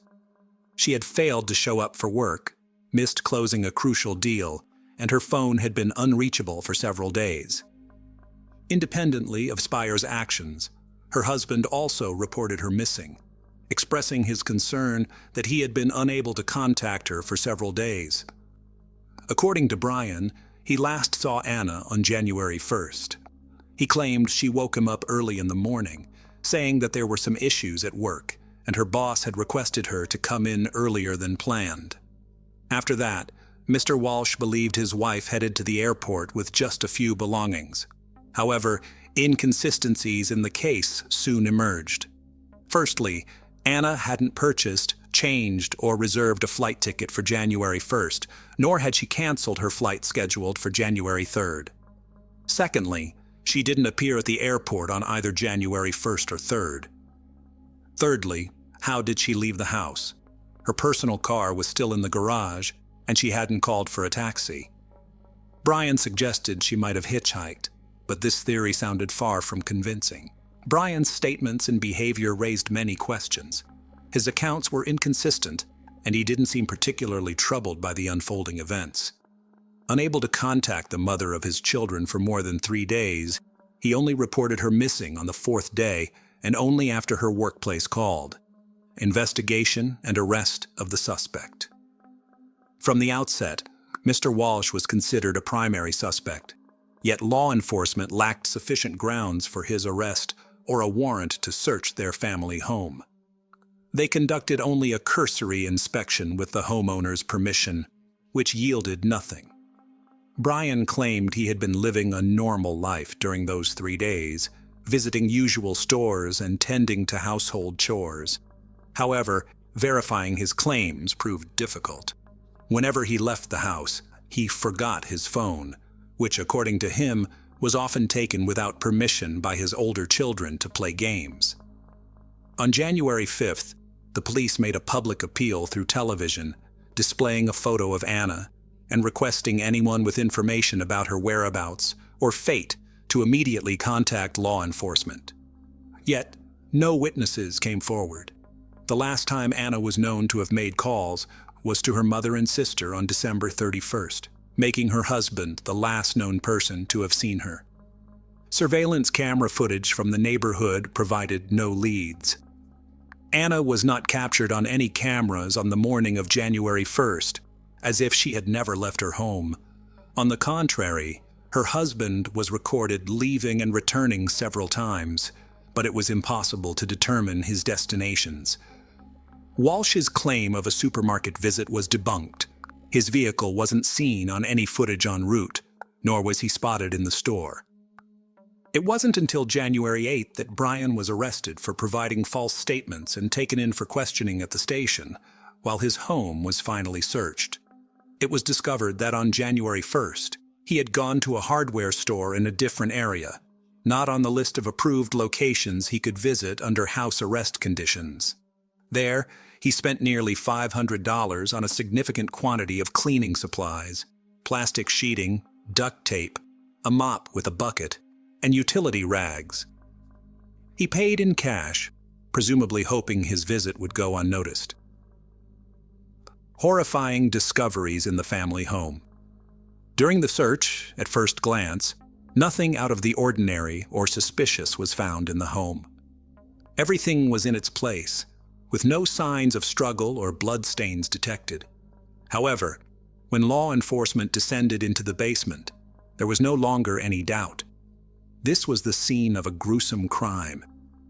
There, smeared bloodstains were visible everywhere, and among the old clutter, a bloodied knife and saw wrapped in towels were hidden. Previously, Walsh had admitted that on January 3rd, he visited his mother's home, located on the other side of town. He claimed he had violated his house arrest conditions because his mother needed help with household tasks due to her deteriorating health. But after the grim discoveries in the basement, police suspected that on his way, the man could have disposed of evidence or parts of his deceased wife's body. All the trash bins in the area where the spouses lived, as well as along the route to his mother's house, were inspected. These searches yielded results, and in one of them, a kitchen hatchet with traces of dried blood and several blood-stained towels, similar to those found in the Walsh's basement, were discovered. Forensic analysis confirmed that the blood in the basement, on the towels, knife, hatchet, and saw, belonged to the missing Anna, dispelling any remaining doubts about her demise. Search history reveals chilling intent. Police seized a laptop belonging to Mr. Walsh, as well as a tablet owned by the couple's eldest son from the Walsh residence. The search history on these devices left investigators in disbelief. Weeks before his wife's disappearance, Brian was actively searching online for information about the most favorable states for divorce in terms of property division. He also sought information on whether he could lay claim to the second home in Washington, D.C., owned by Anna and registered solely in her name, thereby uncovering a possible motive for the crime. Regarding the tablet, the first query made around 4 in the morning on January 1st was, how long does it take for a body to start decomposing? This was followed by nearly 24 searches on how to dispose of a body, how to clean up blood traces, how to dismember a body, whether a body could be identified if the teeth were removed, how long DNA traces last, and whether a person could be charged with a crime if the body was never found. All this information was searched on his young child's tablet, the child of the woman he mercilessly dealt with. By January 3rd, Brian was already searching, how and when can someone inherit the property of a person who has disappeared? Clearly, he was confident he would evade punishment and was preparing to claim the inheritance. Charges and trial. On January 18th, Brian was formally charged with the murder of his wife, despite the fact that her body or any remains had not been found. Prosecutors believed that on the night of January 1st, Brian intentionally or accidentally took his wife's life and then decided to dispose of her body by dismembering it in the basement of their home. He then packaged the body parts in plastic and over the following days discarded them in trash bins across different parts of the city. The area around the Walsh residence, as well as within a couple of kilometers, was thoroughly examined for evidence. Nearby wastelands, wooded areas, and bodies of water were also searched, but these efforts yielded no results. The defendant himself pleaded not guilty and refused to disclose what he had done with the body. Additionally, it was revealed that Anna had been feeling unhappy lately and had even considered divorcing her husband. She mentioned this several times during phone conversations with her mother and sister. The day before she disappeared, she called her mother, asking her to fly from Serbia for a few days. However, her mother apparently did not take her daughter's words seriously and decided to postpone her visit. The trial of Brian Walsh is ongoing. The accused is currently being held at the Norfolk Correctional Facility, awaiting his next court date. Anna's mother has been following the investigation from her home, as she has not traveled to the United States. The Serbian Ministry of Foreign Affairs has contacted the consulate in New York, which in turn has been in touch with the Norfolk District Attorney's Office to ensure that Anna's mother is timely informed about the investigation and hearings. As for the Walsh's 3 sons, they are now under state custody. None of Brian's family members wish to take care of them, citing Anna's mother's age and poor health, and her sister, who currently lives in Canada, also declined to take in her nephews. Only Anna's close friend, Pamela Barden, has expressed willingness to take the boys in, preferring that over them being separated and placed in different foster homes. Tess Ritchie was born on November 30th, 1994. The youngest in a family of 5 girls, Ritchie was raised in North Bay before moving to Toronto at 19. One of her sisters, Verena Ritchie, said Tess loved her life, her dogs, and her family. Tess had served tables in the city, but her dream was to land a job as a flight attendant and see the world. She was taking steps to do just that, having completed the flight attendant course at Seneca College in North Toronto. At the same time, she was trying to get a job in one of the major hotels in Toronto. Unfortunately, Tess couldn't find a job to her liking. Her family financially supported her and never refused money when she asked for help. Some Canadian sources also say that when Tess didn't get a job at an airline or a hotel, she started learning Italian and searching for au pair jobs in Italy through the internet. Tess also had her own YouTube channel. The last video she published there was on February 23, 2014, almost 4 years before the events we'll discuss today. Tess talked about her experiences and the difficulties she had to face. Let's listen to some excerpts from this video. Unfortunately, a few years after recording this video, Tess again faced problems in her personal life. That fall, heartache destroyed her life. On November 23, 2017, Tess went through an emotional breakup with her boyfriend Julian. The next day she turned to her older sister Rachel, who was 8 years older than her. The two were close. "She was my soulmate," Rachel said. On November 24th, Cass spent most of the day at Rachel's house in Toronto. They talked about the breakup, went shopping, and visited a dog park. That evening, Rachel cooked some food.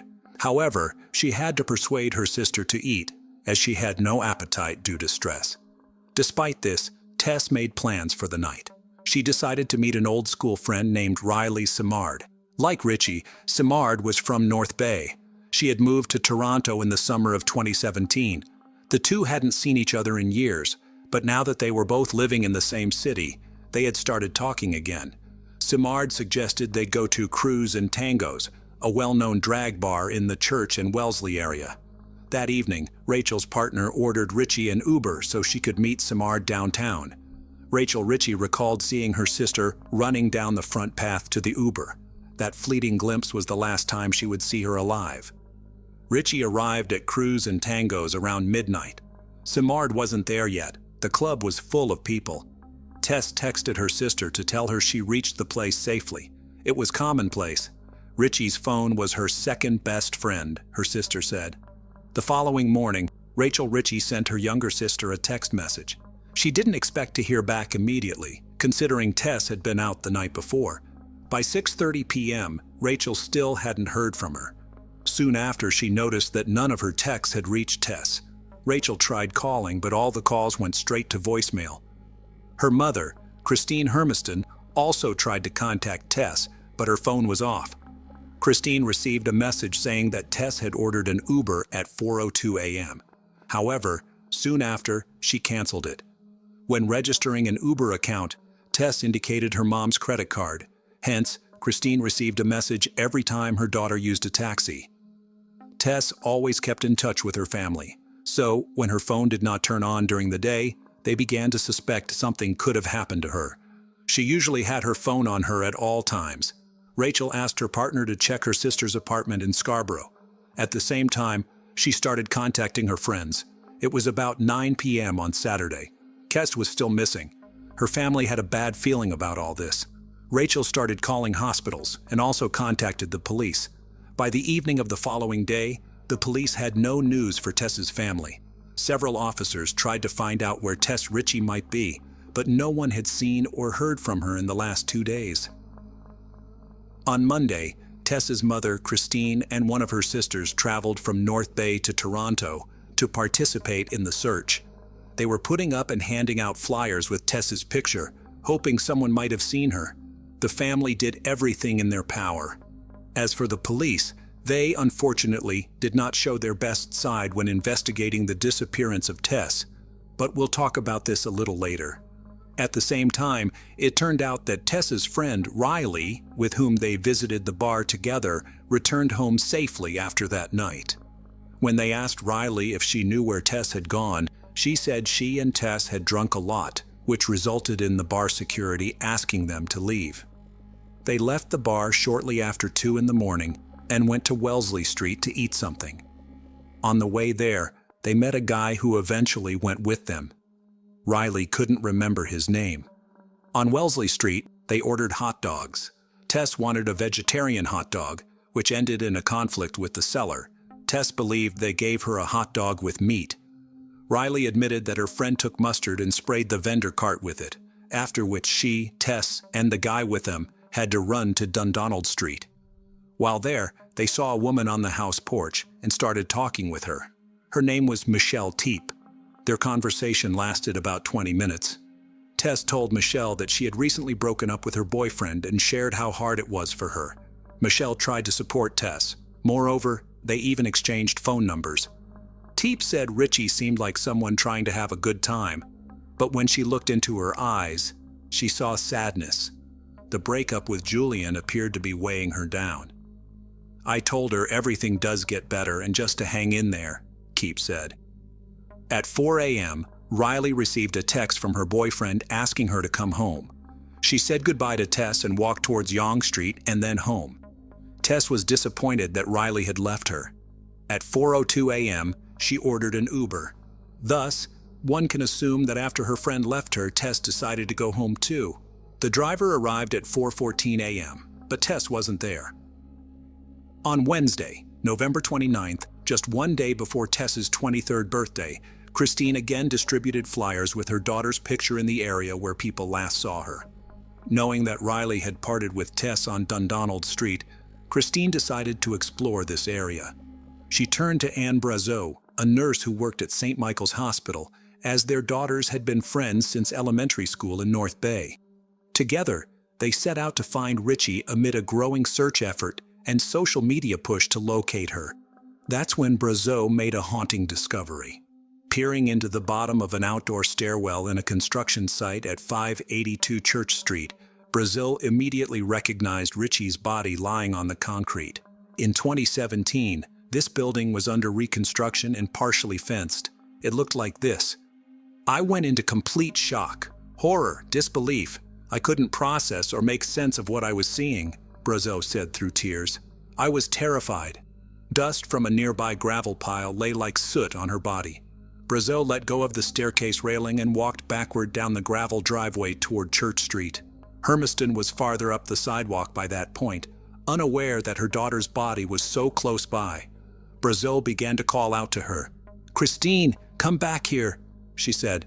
"There's a girl in the stairwell. You've got to come back." Hermiston turned, raced down the driveway, and stopped dead at the stairwell. After a few moments, she started screaming and asking God for help. Tess's death became a heartbreaking challenge for her whole family.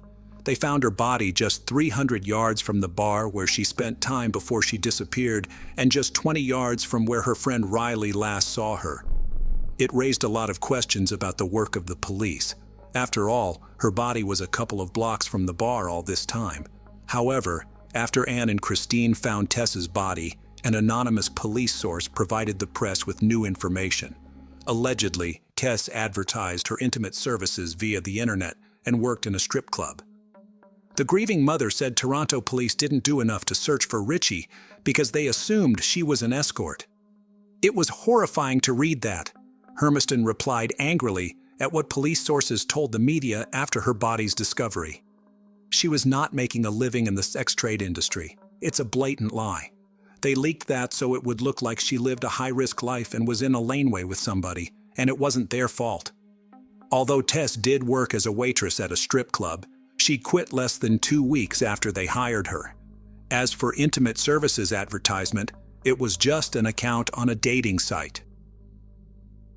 Even though they had found Richie's body, there was no explanation for what happened to her.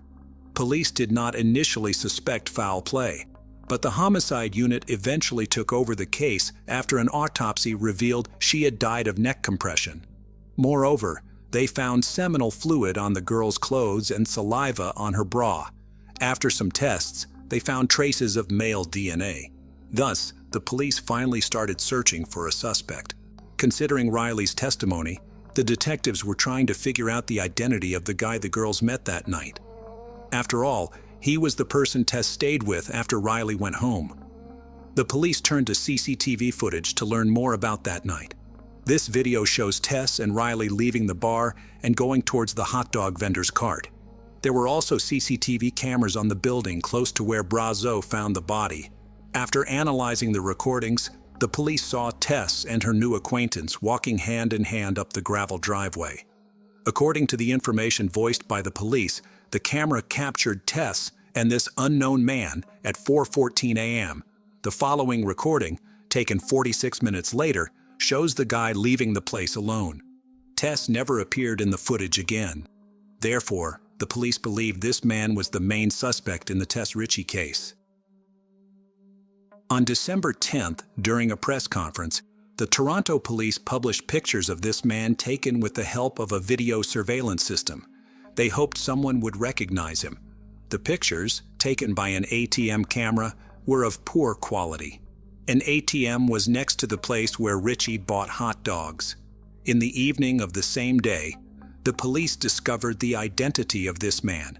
Oddly enough, after seeing the published images, the man called the police station himself. "I'm the guy in the photo," he said. The person who was with Tess that night was 21-year-old Kalen Schlatter.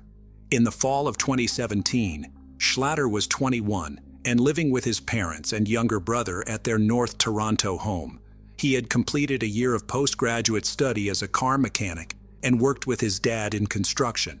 Schlatter, his parents, and one of his lawyers went to the police station, where he briefly spoke with detectives but refused to testify. His parents brought some food and a bottle of water for their son. In the end, they provided police with some crucial evidence. While still at the police station, Schlatter threw an empty water bottle into a trash can. The police promptly seized it and sent it for forensic medical examination. It took some time, but eventually, they determined that the DNA sample on the bottle and DNA samples extracted from seminal fluid and saliva found on Tess Ritchie's body belonged to the same person. Police planned an undercover operation to monitor Schlatter for several weeks, but the DNA results accelerated the process.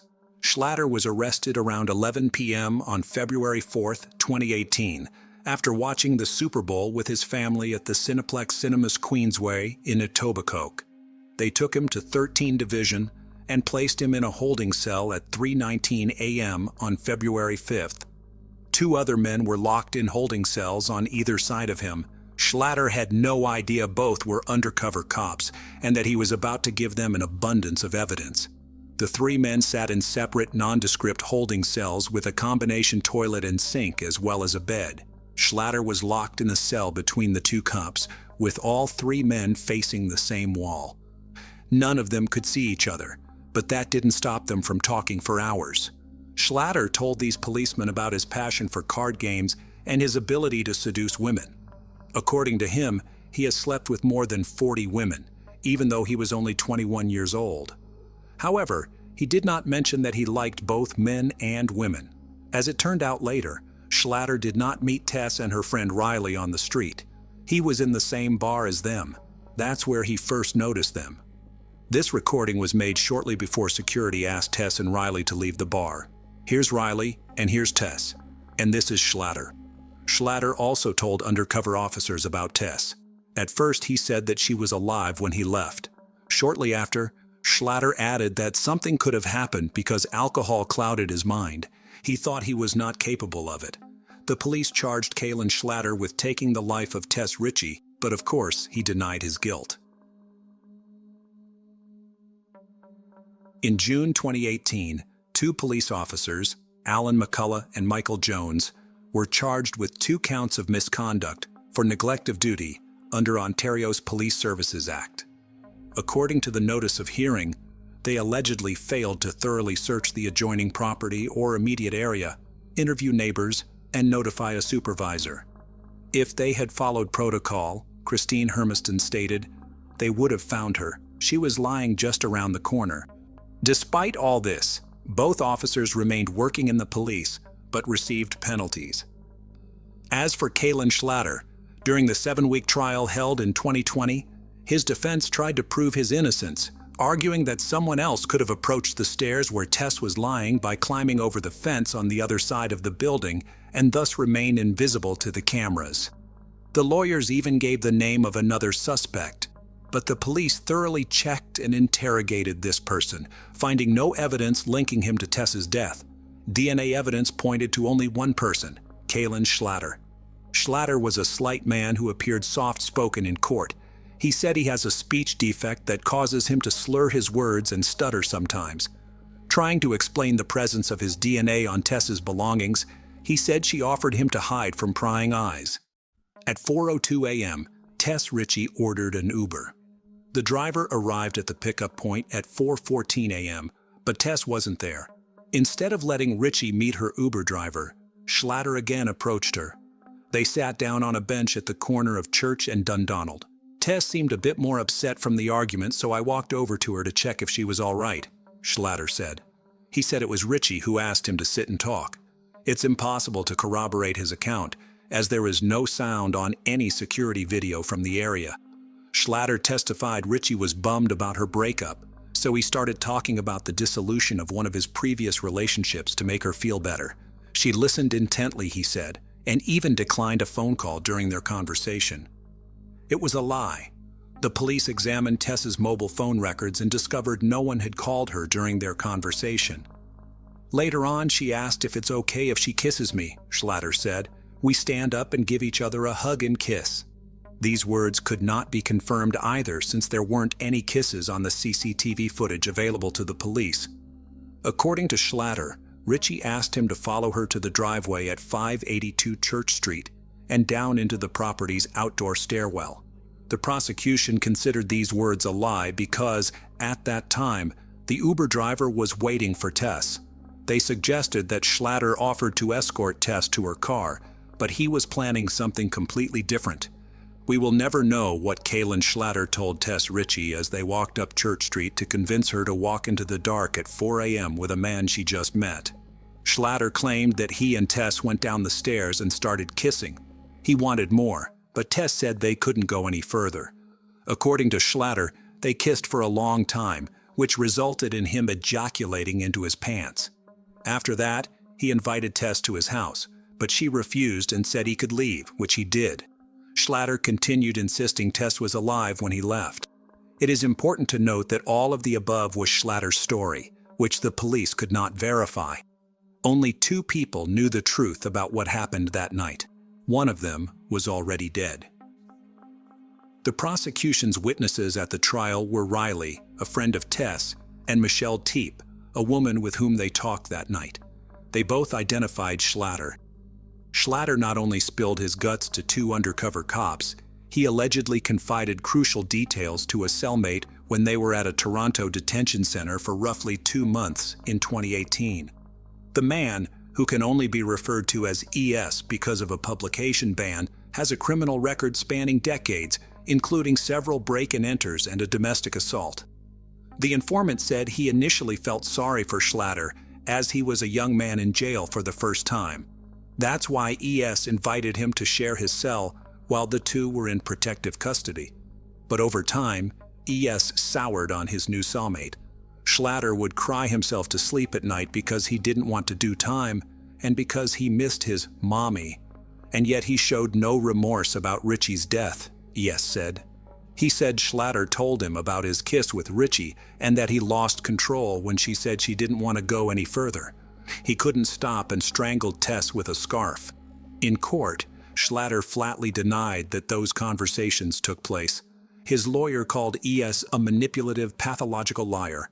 Putting aside all the testimony and relying only on physical evidence, one can conclude that someone strangled Tess Ritchie and only one person's DNA was on her clothes, Kaylin Schlatter. In her closing address to the jury, defense lawyer Lydia Riva portrayed Schlatter as a harmless kid and an innocent young man. As hard as it might be to accept, and as uncomfortable as it might make us feel, the criminal justice system can get it wrong, Riva said. Mr. Schlatter was an easy target. He is easy to blame. On March 23, 2020, the jury found Schlatter guilty. The judge sentenced him to life imprisonment with the right to request parole after 25 years. The trial was heartbreaking for Ritchie's mother, sisters, and other supporters who were at times reeling and crying in the courtroom. While they now have some of the answers they craved for so long, their lives are forever changed. Evil not only took Tess that night, it sentenced her surviving family to a cruel and painful future while robbing the world of so much love and potential, said Ritchie's sister Verena. Tess was the heart of my family, and we will forever be incomplete.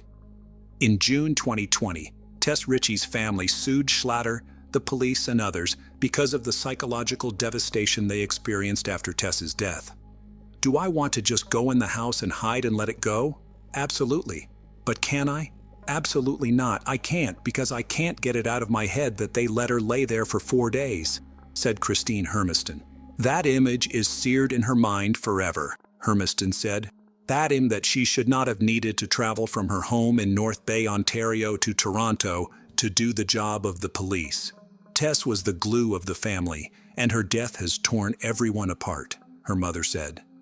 We have trouble looking at each other. We feel like we all let Tess down. We feel a lot of guilt, and that's why we're continuing to fight on behalf of Tess, because we're not going to let her down again.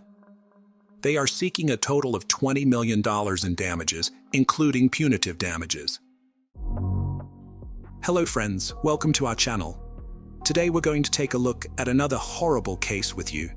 The case of Danilo Cavalcante. On July 3, 1989, a child was born in the municipality of Esto in the state of Maranhão, Brazil. The boy was given the common Portuguese name, Danilo. This child experienced a tough upbringing. He wasn't spoon-fed or comforted with bedtime stories. No one took him by the hand to school when he reached school age. Instead, like many children in his impoverished neighborhood, he grew up on the streets. The environment for adults and children in Brazil's favelas is marked by oppressive poverty, low living standards, and high unemployment. All these factors contribute to a thriving street crime culture. When growing up in such conditions, amid dirt, poverty, and lack of basic human necessities, one's instincts for self-preservation kick in. People survive as best they can, or choose to. Unfortunately, most often someone who has known only violence from childhood may take the same violent path since they know no other way. Our story today delves into horrific brutality and relentless obsession that can destroy lives. Such events unfolded recently. In 2019, Sarah Brando eagerly awaited the arrival of her younger sister Deborah and her two nephews, Ian and Yasmin, at the airport. After a failed relationship with her children's father, Deborah, who was 30 at the time, driven by a genuine desire to provide a better life for her children, moved from Brazil to Pennsylvania to live with her sister. The family quickly adapted to their new environment, enjoying their cozy home and improved living standards. Deborah Brando and her sister Sarah were inseparable. They worked together at a cleaning service and often stayed connected via phone calls throughout the day. Their lives were quiet and happy as they embraced their newfound circumstances in another country. However, an unexpected acquaintance altered their destinies forever. In 2020, while spending a day off with her children at a park, Deborah met Danilo Cavalcante, a compatriot who was 31 years old at that time. A trusting relationship swiftly developed between them. Danilo was attentive and kind to both Deborah and her children. Deborah fell in love with her Brazilian neighbor Danilo Cavalcante and believed she had found a dependable partner. After several months into their relationship, they rented a small house together and began living as one cohesive family unit. After some time, Danilo, whose temperament was often hot and emotional, began to lose interest in the apparent perfection of their family life. As he grew closer to Deborah, his jealousy and obsession intensified. Mistrust without basis gradually transformed into a need for total control over the relationship. Frequent conflicts erupted between the couple, often culminating in violence. Danilo would drink heavily every night and return home as a completely different person, almost like an angered animal.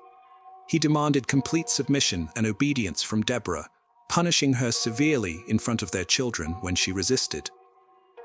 Despite her strength and efforts to defend herself and protect her children, the situation became untenable for Deborah. Unable to endure such treatment any longer, she moved back to her sister's home. After numerous threats from Danilo, Deborah sought protection by going to the police and subsequently obtaining an order of protection from the court that prohibited him from approaching her.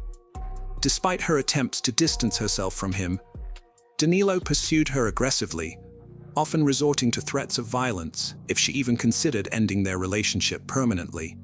Fearing for her safety, Deborah decided to investigate Danilo's background. She reached out to acquaintances in Brazil through social media and unearthed startling information about his past life and his reasons for coming to the United States. To her shock, she discovered that Danilo was not who he had claimed to be. On November 5, 2017, in Brazil, Danilo had fatally wounded a 20-year-old student named Walter Jr. Moreira dos Reis by shooting him 5 times near a restaurant in Figueroa for something as trivial as a car repair debt. Investigation revealed that the two men were friends before this tragic incident occurred. Following the crime, Brazilian authorities issued an arrest warrant after granting the prosecutor's office's request for preventive detention.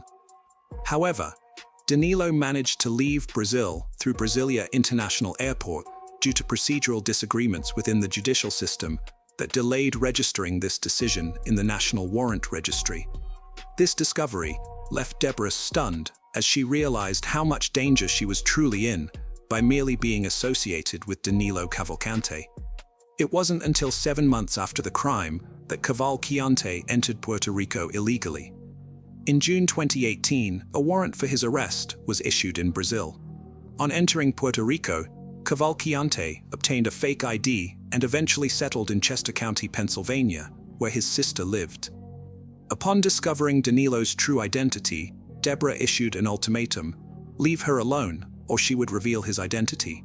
Unfortunately, this decision proved fatal. On the evening of April 18, 2021, Deborah was walking with her children outside her house. The children were playing catch-up while Deborah chatted quietly with an elderly neighbor. When Danilo Cavalcante approached and pulled Deborah aside for a conversation, the neighbor looked on but did not intervene.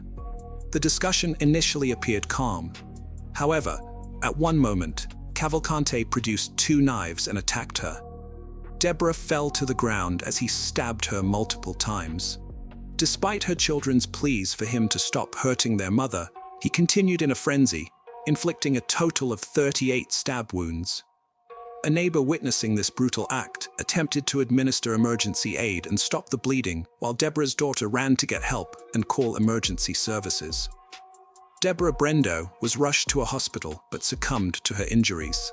Meanwhile, Danilo Cavalcante fled Pennsylvania to evade capture and remained on the run for several hours until apprehended by Virginia State Police. He was extradited back to Pennsylvania and placed under arrest pending trial. On August 16, 2023, in Chester County, Danilo Cavalcante's trial for first-degree murder commenced.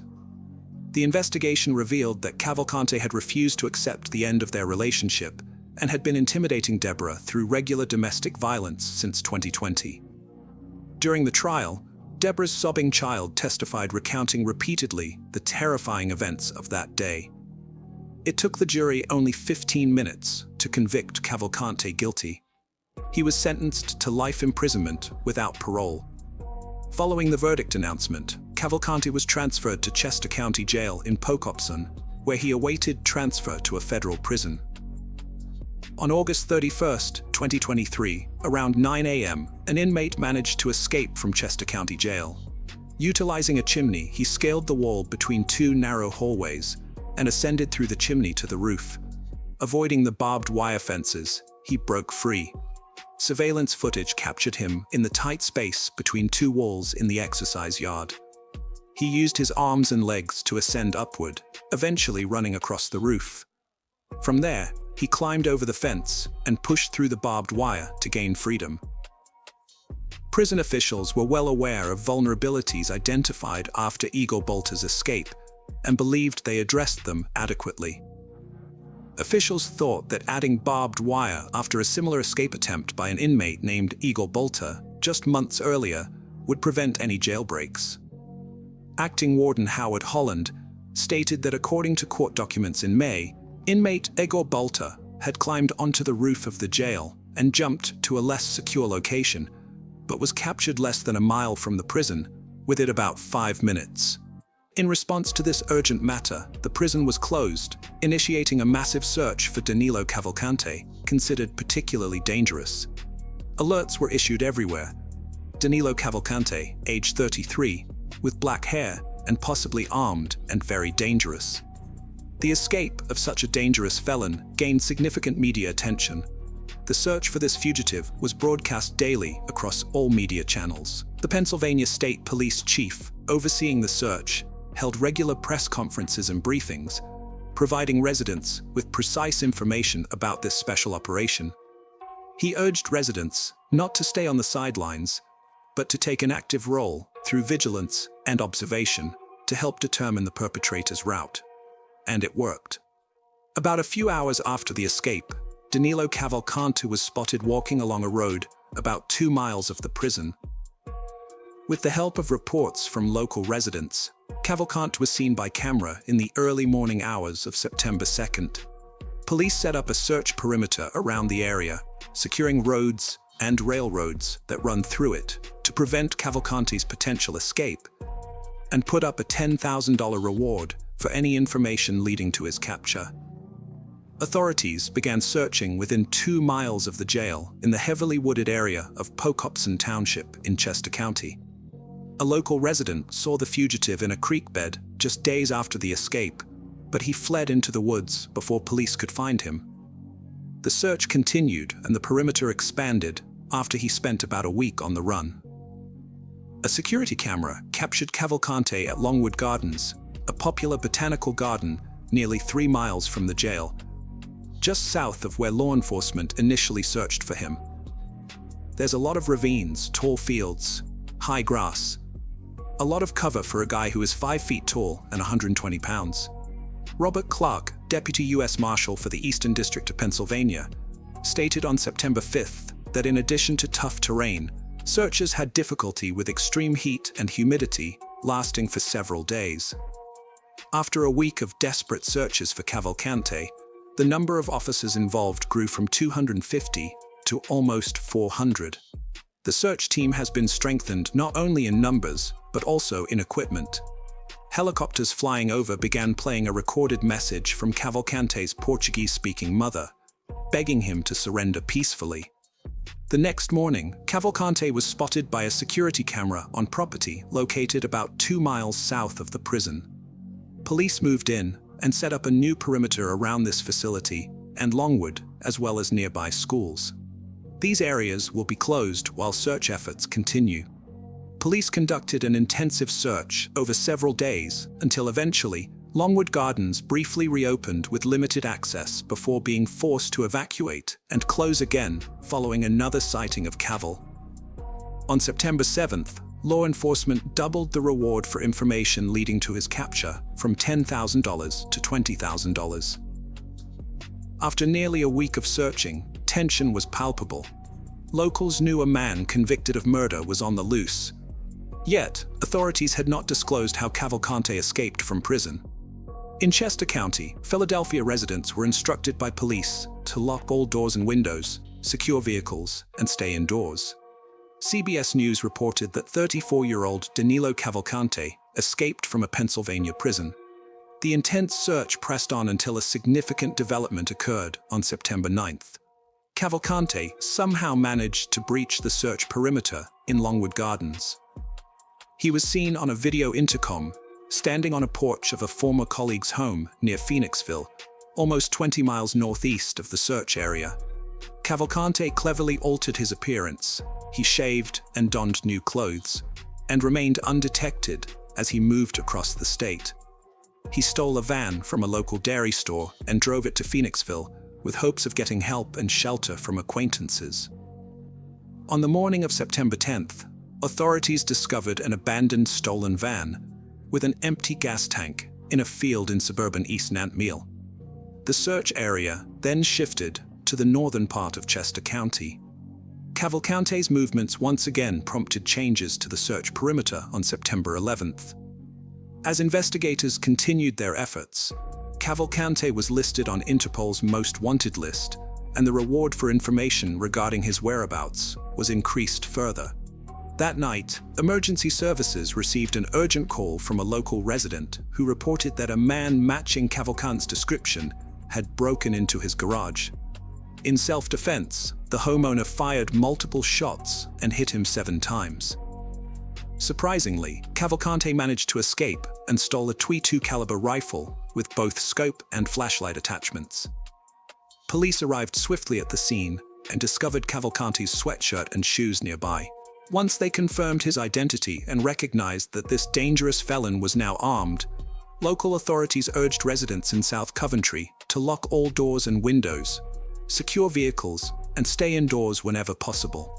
This fugitive remains particularly dangerous, and his escape has deeply concerned area residents. Several school districts even canceled classes as precautionary measures to ensure safety. On the day after Cavalcante was seen on surveillance video, police expanded the search and urged residents to keep their doors locked. A new search perimeter set up in South Coventry Township, which was tighter than before, because authorities believed Cavalcante was now surrounded. The search continued throughout September 12th. Around 1 a.m. on September 13th, an aircraft with thermal imaging technology spotted Cavalcante in the woods. However, due to bad weather, the police had to wait until sunrise to approach, as the surveillance plane could not operate safely. The significant breakthrough occurred in the early morning hours of September 13th, when authorities found out that a security alarm went off just after midnight within the final search perimeter. According to Biven, an officer of illicit drug enforcement, the aircraft using thermal imaging technology detected a heat signal around 1 a.m., shortly after the alarm was triggered. Ron Johnson, a retired Missouri State Highway Patrol captain, mentioned that technology played a major role in this operation. He said law enforcement faced many challenges for a long time, but managed to pick up the heat signet from a DEA spy plane just in time. At around 8 a.m. on September 13th, police found Cavalcante asleep with the rifle he had stolen from his home 2 nights earlier. Danilo Cavalcante, a dangerous criminal, tried to escape by crawling into thick undergrowth.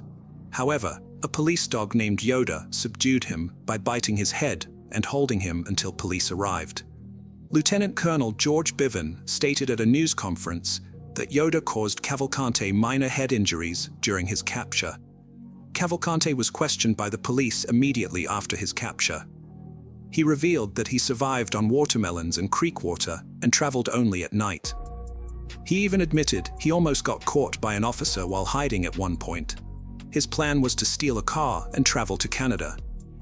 Since returning to prison, Cavalcante has been charged with multiple crimes related to his escape, including burglary, trespassing, and theft. Following his capture, local and state officials, including Pennsylvania Governor Josh Shapiro, expressed gratitude to all law enforcement officers who assisted in the search for high-risk felon Danilo Cavalcante. Chief George Bivens, who led the search, discussed the multitude of challenges that law enforcement officers faced during the operation to locate Cavalcante. He highlighted the intense heat and thunderstorms that occurred in the area during the search. Additionally, he noted that each of the search perimeters was established in heavily wooded areas.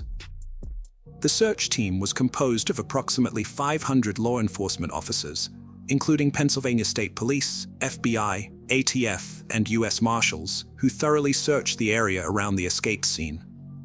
In the wake of Cavalcante's escape, police set up a perimeter spanning several miles in each direction. The Chester County Jail Board, responsible for overseeing the jail, faced heavy criticism from local residents for their failure to prevent Cavalcante's escape. Residents pointed out that the jail had previously been given an opportunity to implement necessary security improvements after Egor Bolti's attempted escape on May 19th. Those enhancements could have potentially prevented Cavalcante's escape, since he used the same method as Bolte did. Following this incident, the prison has already terminated the prison guard who was on duty during Cavalcante's September 7th escape. Prison officials stated that this guard had a chance to spot Cavalcante during his breakout. In response to public concern, and days after capturing the fugitive, Chester County Jail announced they had installed a tin roof over the area where Cavalcante scaled 2 walls to access and eventually escaped from the facility. Alongside this measure, various other security enhancements and improvements were also implemented. Clearly, there are questions that Chester County officials will need to address regarding how the suspect managed to escape, especially considering this prison's history, said Pennsylvania Governor Josh Shapiro. He emphasized how crucial communication and cooperation among all law enforcement agencies and local residents were during this extensive search effort. Thanks to these combined efforts, Danilo will now never go free again. Hello friends, welcome to our channel. Today we're going to take a look at another horrible case with you. The case of Samantha Koenig. On the 1st of February 2012, in Anchorage, Alaska, 18-year-old Samantha Koenig was working late and alone at a coffee stand called Common Grounds. It was about 8 p.m. when the last customer of the night approached the stand. Samantha greeted them and took their order. CCTV footage shows the view from behind the counter. Samantha can be seen doing her job, prepping the customer's order, and nothing seems out of the ordinary until Samantha hands the customer their order. Now, Samantha had only been employed at the coffee stand for about a month, obviously still getting used to the new job. She was completely unaware of the terror that was about to pounce directly onto her innocent life. Samantha returned to the window and handed the unseen customer their order. Suddenly, the 18-year-old girl took a step back from the window and raised her hands. It's quite clear from the footage that she was startled, but unfortunately, the CCTV didn't capture what caused Samantha's flight response to activate. It was pretty obvious that there was a gun pointed directly at Samantha's face. The gunman demanded money. It also seemed clear via the footage that Samantha had been given instructions to turn off the lights in the coffee stand, which she obeyed with no resistance. Once it was dark inside Common Grounds, the gunman quickly slipped in through the window of the coffee stand. He then forced Samantha down to her knees and restrained her with zip ties. He asked her where her car was. She told him she didn't have one. She also reportedly said that her dad would be there to pick her up at any minute. The ski mask-wearing armed assailant hesitated, then he proceeded to force the young girl out of Common Grounds and head towards Tudor Road. But Samantha Koenig saw an opportunity, and she took it. She tore herself away from her captor's grip and ran as fast as she could, but she wasn't quick enough to outrun him.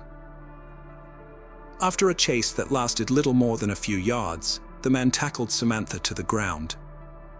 He told her that if she didn't cooperate, he would kill her, and no one would hear a thing because the ammo was silenced. Terrified and frightened, young Samantha was out of options. She had no choice but to do what the man said. With an arm around her and his other hand gripping the gun that was pressed against her body, the 18-year-old hostage and the masked man walked across the road into a parking lot between IHOP and Dairy Queen. It was there that the masked man had parked his white truck. He'd been careful enough to prepare for the abduction by taking off the truck's toolboxes and the license plates. A few minutes later, the truck drove away with Samantha Koenig bound in the passenger seat. The truck was driven around town while the driver told Samantha that she'd only been kidnapped for ransom. She pleaded with him and said her family didn't have much money, but the man in the mask wasn't deterred. He assured the scared young girl that her family would seek the help of the public for the funds, and he convinced her that if she cooperated, eventually she would be reunited with her family in good time. Samantha believed what the stranger said as she continued to try and convince him to let her go, but he was determined to secure the money. During the drive, the man realized Samantha had left her phone at the Common Grounds coffee stand. It being a major key part of his plan, he decided to go back and retrieve it, leaving Samantha still bound in the truck. Samantha's abductor then sent 2 messages from her phone, one to Samantha's boyfriend and the other one to the owner of the coffee stand.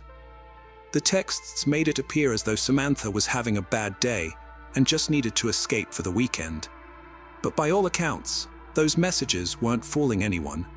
It was totally unlike Samantha to do something like that, and something most certainly wasn't right. But the truth was in the lie. She was certainly having a bad day, and she desperately needed to escape. As if his actions weren't bold enough in the midst of a public kidnapping, the masked man made Samantha tell him where she lived.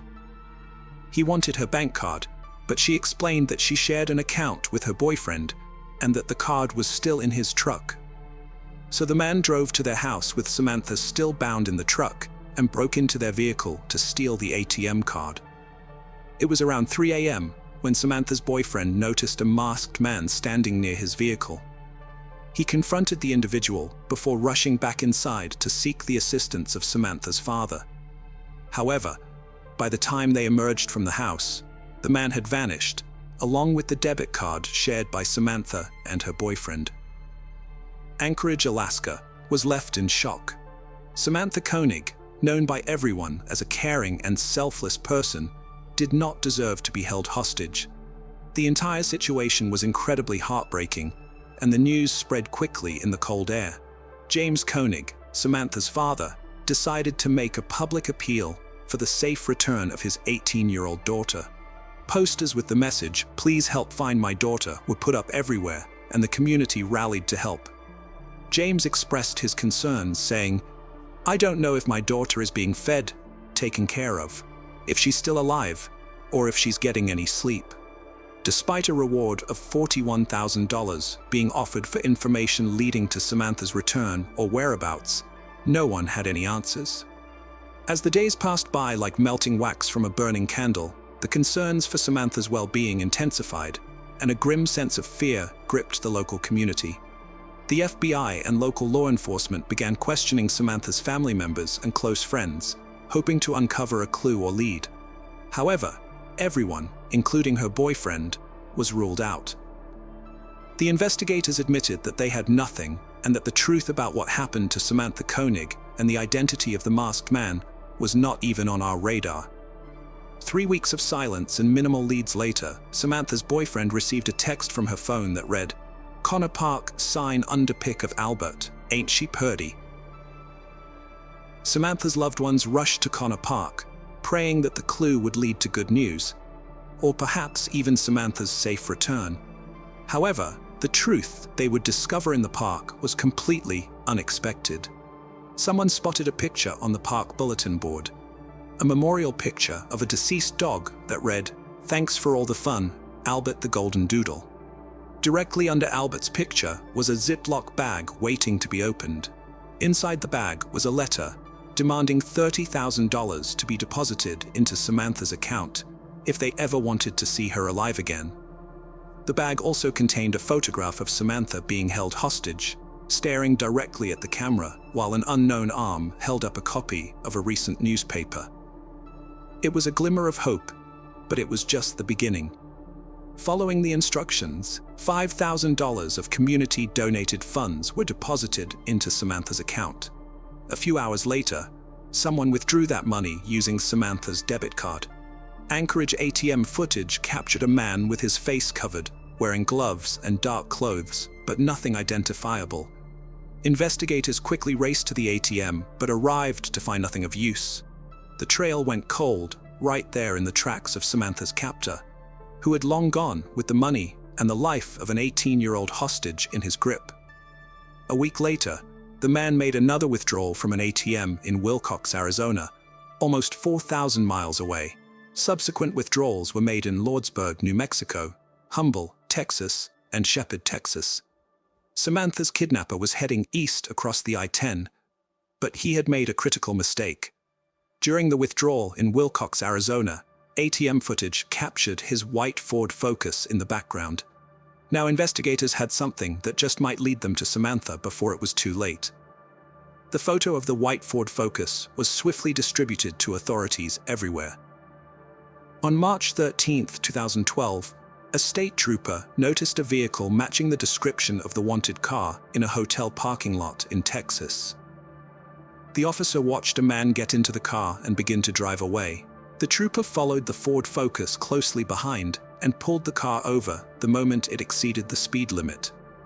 When asked for identification, the driver presented a driver's license for a man named Israel Keys. Israel Keys was the name of the man who was not even on our radar.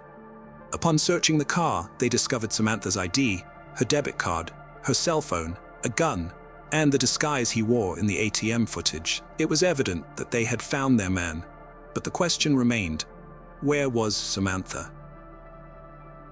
2 weeks later, Israel was sent back to Anchorage, Alaska.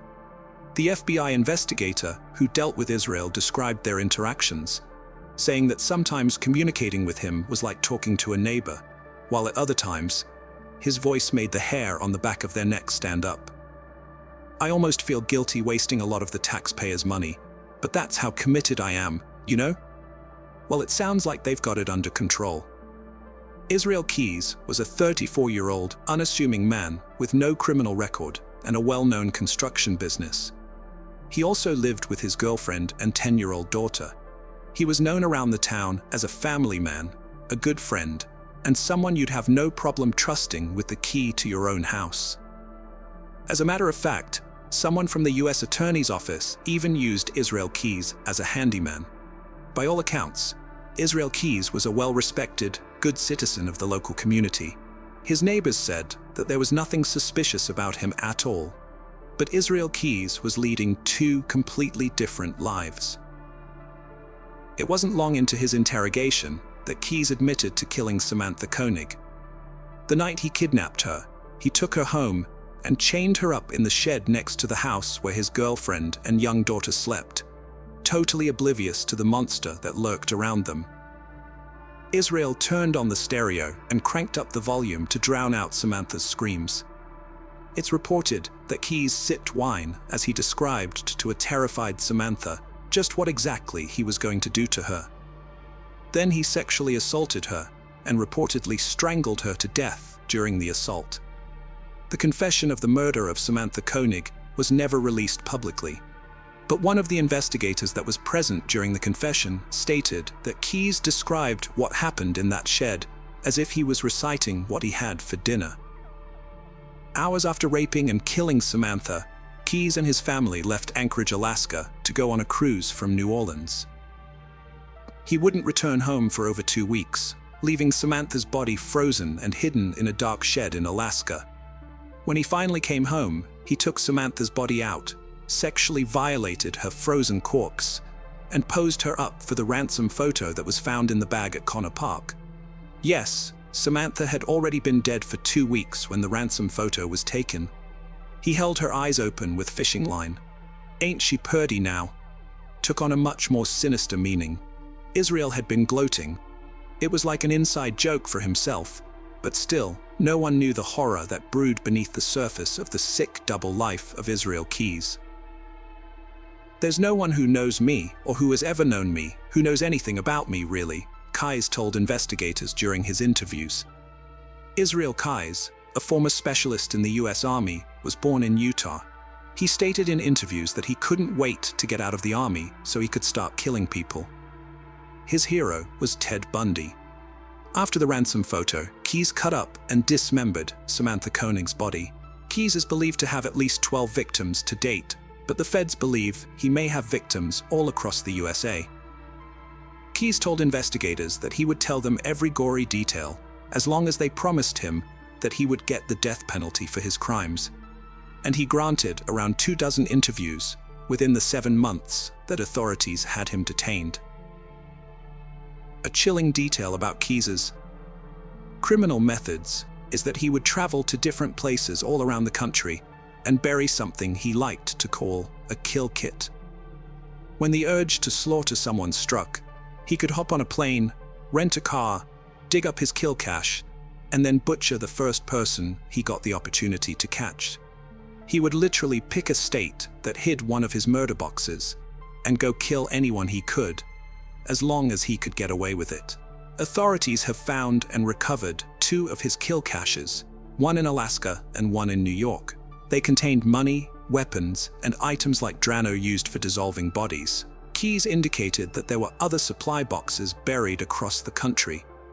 He would even travel to a place where he'd like to kill in the future and bury a kill cache. In another twist, Israel Keyes funded his entire murder career via money he got from bank robberies. It's more than likely that Keyes did not know any of his victims prior to their abductions. He preferred remote locations like parks, campgrounds, trailheads, cemeteries, boating areas, or anywhere else he could kill and get away with it. No one knows exactly when or who Keyes' first victim was, but the disappearance of a 12-year-old disabled girl named Julie Marie Harris on March 3rd of 1996 might have been Israel Keyes' victim 0. Julie, a Special Olympics athlete with prosthetic feet, disappeared while waiting on a ride to church after running away from her home following an argument with her mother. Israel Keyes would have been 18 years old and living in the area at the time of Julie's disappearance. Her prosthetic feet were found at the mouth of the Colville River a year later, and her skeleton was recovered. When questioned, Israel claimed he was aware of the Julie Marie Harris case, but had nothing to do with it. Apparently, The birth of his daughter convinced him to never harm children, but Julie would have disappeared way before his daughter came along. Also, one of Julie's friends claims to remember Keyes talking to Julie at a local swimming pool where she often swam. Word has it, Julie even gave the serial killer her home address and phone number. But Keyes claimed his first attempted murder was a girl he kidnapped and sexually assaulted in '97 or '98 near Bend, Oregon. Keyes claimed he was convinced that he screwed up that time because he let the victim go, and from that moment on, he vowed never to let them live. It was shortly after that when Keyes joined the Army, where he excelled as a model soldier. After a 3-year stint in the US Army, he quickly started killing in Washington state. Investigators believe Lake Crescent in Washington may be a liquid grave to a few of Israel's victims. But ultimately, no one has all the information, because before Keyes could tell his full story and bring closure to so many cold cases, he was found dead in his cell.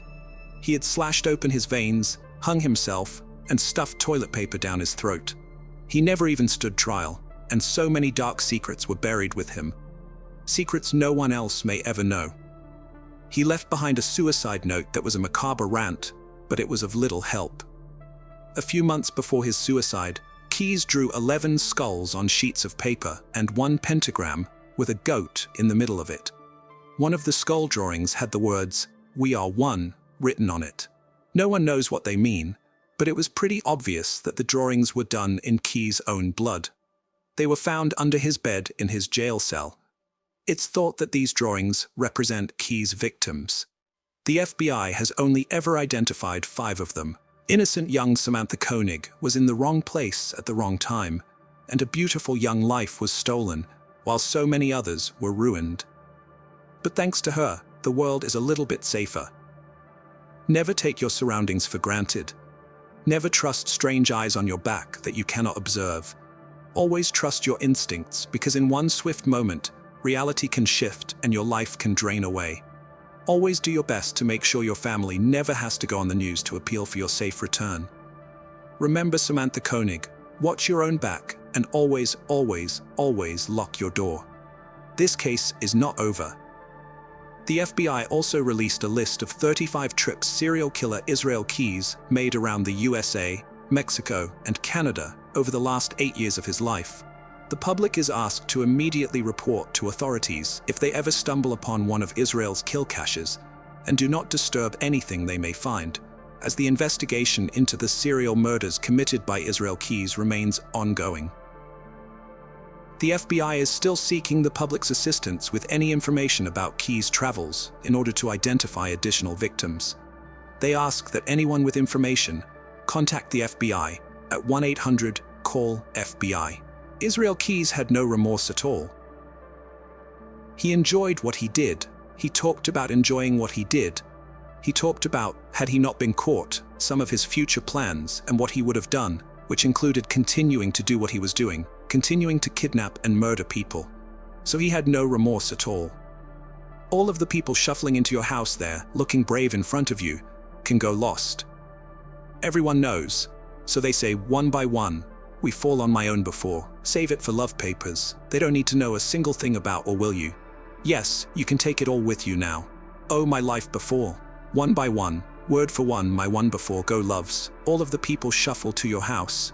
God alone. Everyone knows, one by one we fall. One by one we fall. One by one with fall. One by one, we food foreign. Take a look at this photo. It shows Rexford Lynn Keel Jr., better known as Lynn Keel, and his wife Elizabeth Bess Edwards Keel. They were married for over 20 years. In 2005, Lynn worked as a truck driver, and Elizabeth was an employee of Microbac Laboratories. Probably many of us have pictures that, when we look at them, we realize that shortly after the picture was taken, the lives of the people depicted in it changed dramatically. These words can be fully applied to this one as well. Lynn and Elizabeth lived in this house, which is located in Nash County, North Carolina. As you can see on the map, the place is quite secluded. As 2005 drew to a close, Lynn and Elizabeth, like many people, were making plans for the next year. But on January 1st, 2006, trouble came to their house. It was cold, and the steps outside the house were covered in ice. As Elizabeth was leaving the house, she slipped and fell, hitting her head hard on the corner of the concrete steps. The injury she sustained was fatal. The medical examiner who performed the autopsy concluded that Elizabeth had died from a blunt force trauma to the head, and her death was ruled an accident. For her husband, relatives, colleagues, and friends, Elizabeth's sudden death was a great shock. She was only 42 years old.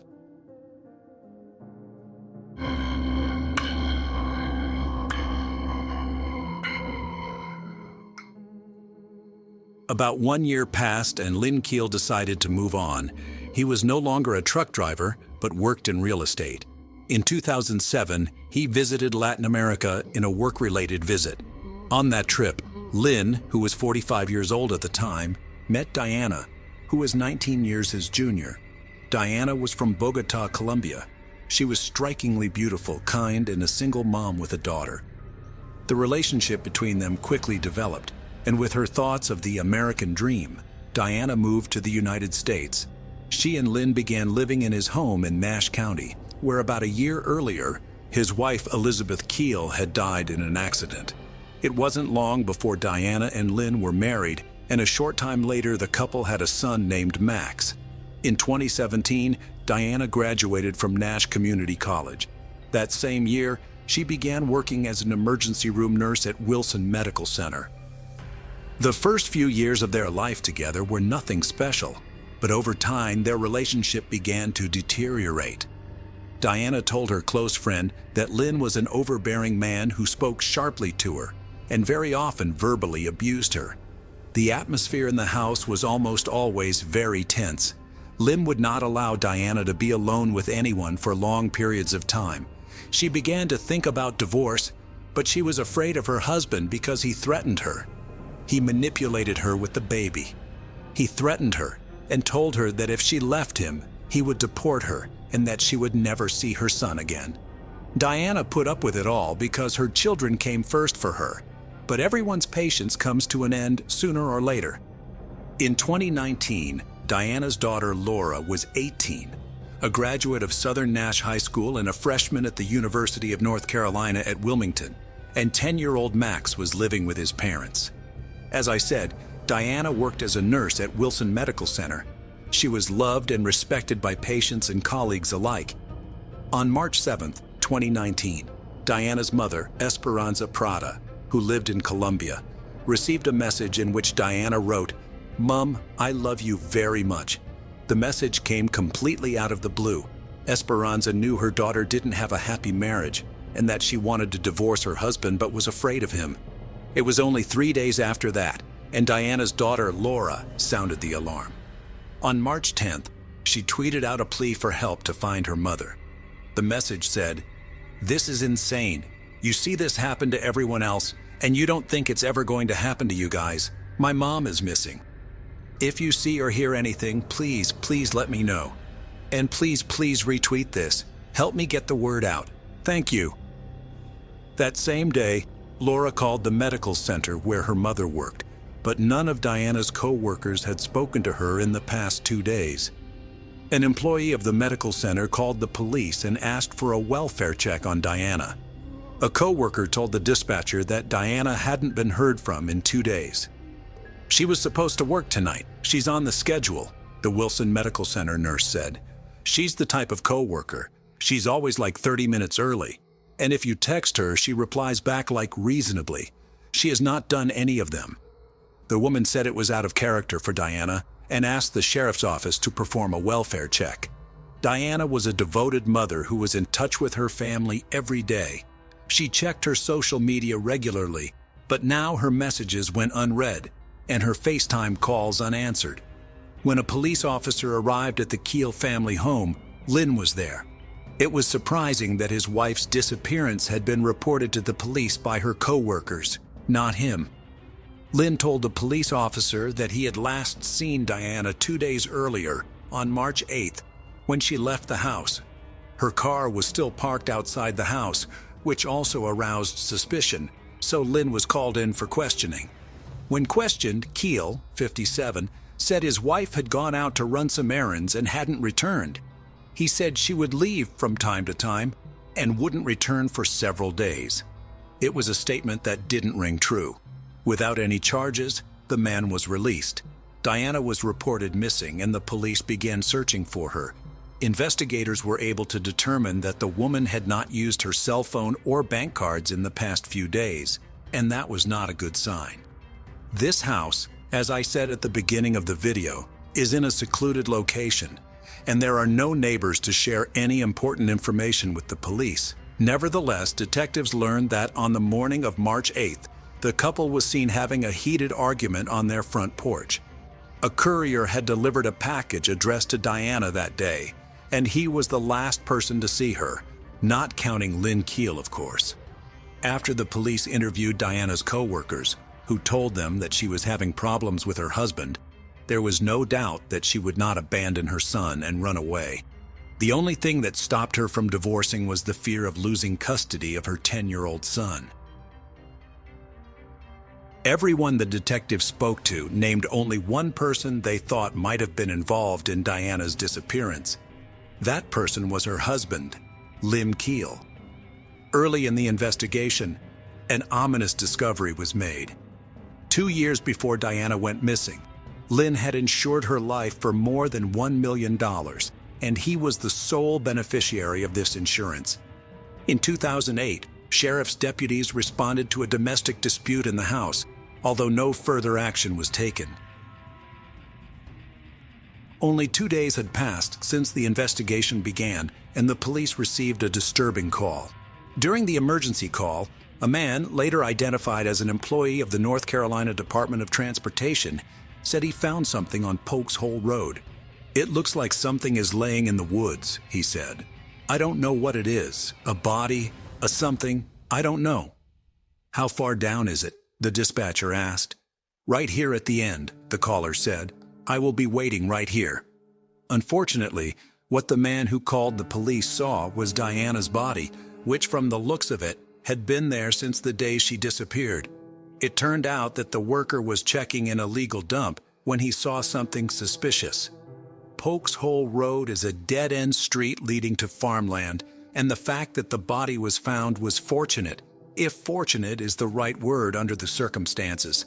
Who knows how long it would have taken the police to find Diana's body, for it was 30 miles away from her home.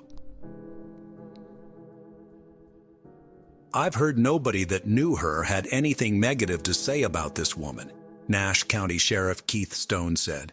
"What a tragic event. Even more tragic, we now have a 10-year-old without a mom." Stone added, "It's very difficult, especially when I see life as it is and how fragile it is. And now we have a kid without a mother. It's very difficult. We have a lot of unanswered questions. That's the reason we, as the Nash County Sheriff's Office, operate with compassion, honor, and diligence. Although it remains unclear how the woman died, there is definitely foul play involved." The police had only one suspect, Lynn Keel. When he was informed that his wife had been found dead, he was very surprised. He was brought to the station for questioning, where he answered to investigators. He claimed, as before, that Diana had often gone away for several days, but that she had always returned. These words were inconsistent with what Diana's colleagues, relatives, and friends had said. Everyone knew that Lynn Keel controlled his wife's every move. He even forbade her to see her friends. After the interrogation, the man was released because the results of the autopsy had not yet been obtained. 2 days after the discovery of the body, authorities officially confirmed that the body was that of Diana Alejandra Keel. Her death was a painful blow to her children, family, and friends. Diana's daughter, Laura, created a GoFundMe page to help cover the funeral costs. "My priorities now are to make sure my mother is laid to rest in a manner much more fitting than her death, and to make sure my brother continues to feel the love that our mother shared with us daily," she wrote. "By doing so, I hope to honor my mother's legacy." Diana's cousin living in Colombia told reporters that the mother of two came to North Carolina to live the American dream, but it ended up being a nightmare. "I can't believe it," said Javier Guevara. "I can't believe it. It's very, very sad." After the medical examiner's report was obtained, the frightening details of Diana's death became known. She had extensive skull fractures as well as multiple sharp injuries on the left side of her face and neck. Some of the injuries were post-mortem, which could mean that the person who inflicted them had a personal grudge against Diana. By the time police arrived to arrest Lynn Keel and search his home, he had gone on the run. He was put on a nationwide wanted list, and a report stated that he might be driving a gold-colored pickup truck and warned that he might be dangerous. It was learned that after Lynn Keel left the police station after being questioned, he drove his 10-year-old son to his parents' home, took his father's car, and fled. According to a warrant to search the home Diana and Lynn Keel shared, authorities seized a variety of firearms, including rifles, pistols, and revolvers. Also seized were swords, a machete, and several knives. Warrants show that authorities found 2 pages from a diary belonging to Diana Keel's 18-year-old daughter inside a Dodge Ram Lynn Keel owned. When the sheriff was asked about their contents, he replied that he did not feel comfortable divulging what was written on those pages. Meanwhile, the search for Lynn Keel continued. It was determined that he had left the state, but his whereabouts were unknown. Stone said the sheriff's office had received calls from Texas and Florida about Keel's truck, but no additional details about his capture were confirmed. He asked the public to drive by local motels and hotels and see if they would notice a pickup truck with the license plate number listed on the information sheet distributed. "We have no idea where he might be," he said. "This is an opportunity for the public to help because this person is dangerous." On March 17, 2019, 5 days after Diana's body was discovered, Lynn Keel was seized by Arizona State Police 34 miles from the U.S. border with Mexico. He was in possession of a large sum of cash and a large quantity of various canned goods. He was allegedly planning to cross the border and escape into Mexican territory. After his arrest, Lynn Keel was airlifted to Nash County, where he was charged in connection with the death of his wife, Diana. Experts believed she was still alive when she was loaded into her own SUV, driven into the woods, and left for dead. Lynn Keel was therefore also charged with kidnapping. When searching the house, forensic investigators found overwhelming evidence that the attack on Diana took place in the bedroom. According to the prosecutor, after taking Diana to a remote area, Keel went to a local Walmart where he bought cleaning supplies, with which he tried to cover up evidence of the crime. After he was arrested, Diana's daughter, Laura, wrote the following words on her Facebook account. "I know everyone has a certain feeling towards what my stepdad did to my family. However, I beg all of you not to spread hate. My brother has such a pure heart that he doesn't need to see that hate. We all need to focus on how wonderful my mother was to heal us as best we can." The brutal nature of the crime and Keel's subsequent flight from justice drew local, state, and national media attention to the case. The media attention caused the public defender at the time to ask for a change in venue so that a jury pool could be selected outside of Nash County.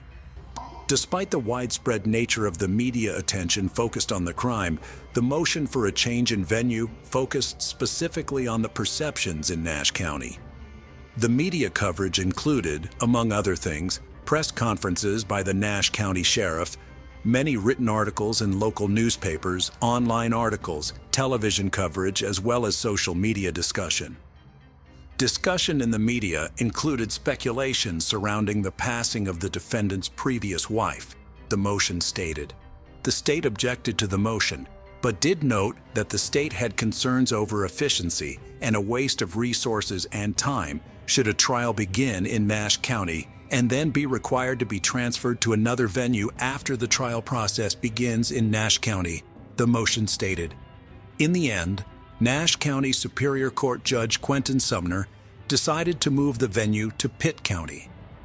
In the document outlining his decision, Sumner stated that there exists in Nash County a prejudice against this defendant so that he cannot obtain a fair and impartial trial within Nash County. In October 2021, Rexford Lynn Keel, 59, pleaded no contest to the charges against him to avoid a lengthy trial. A no contest plea, similar to a guilty plea, means that the defendant accepts responsibility for the charge.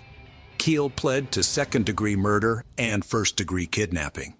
Keel's defense attorneys asked that the judge takes into account that he has been experiencing kidney failure and has been incarcerated for the past 2 years.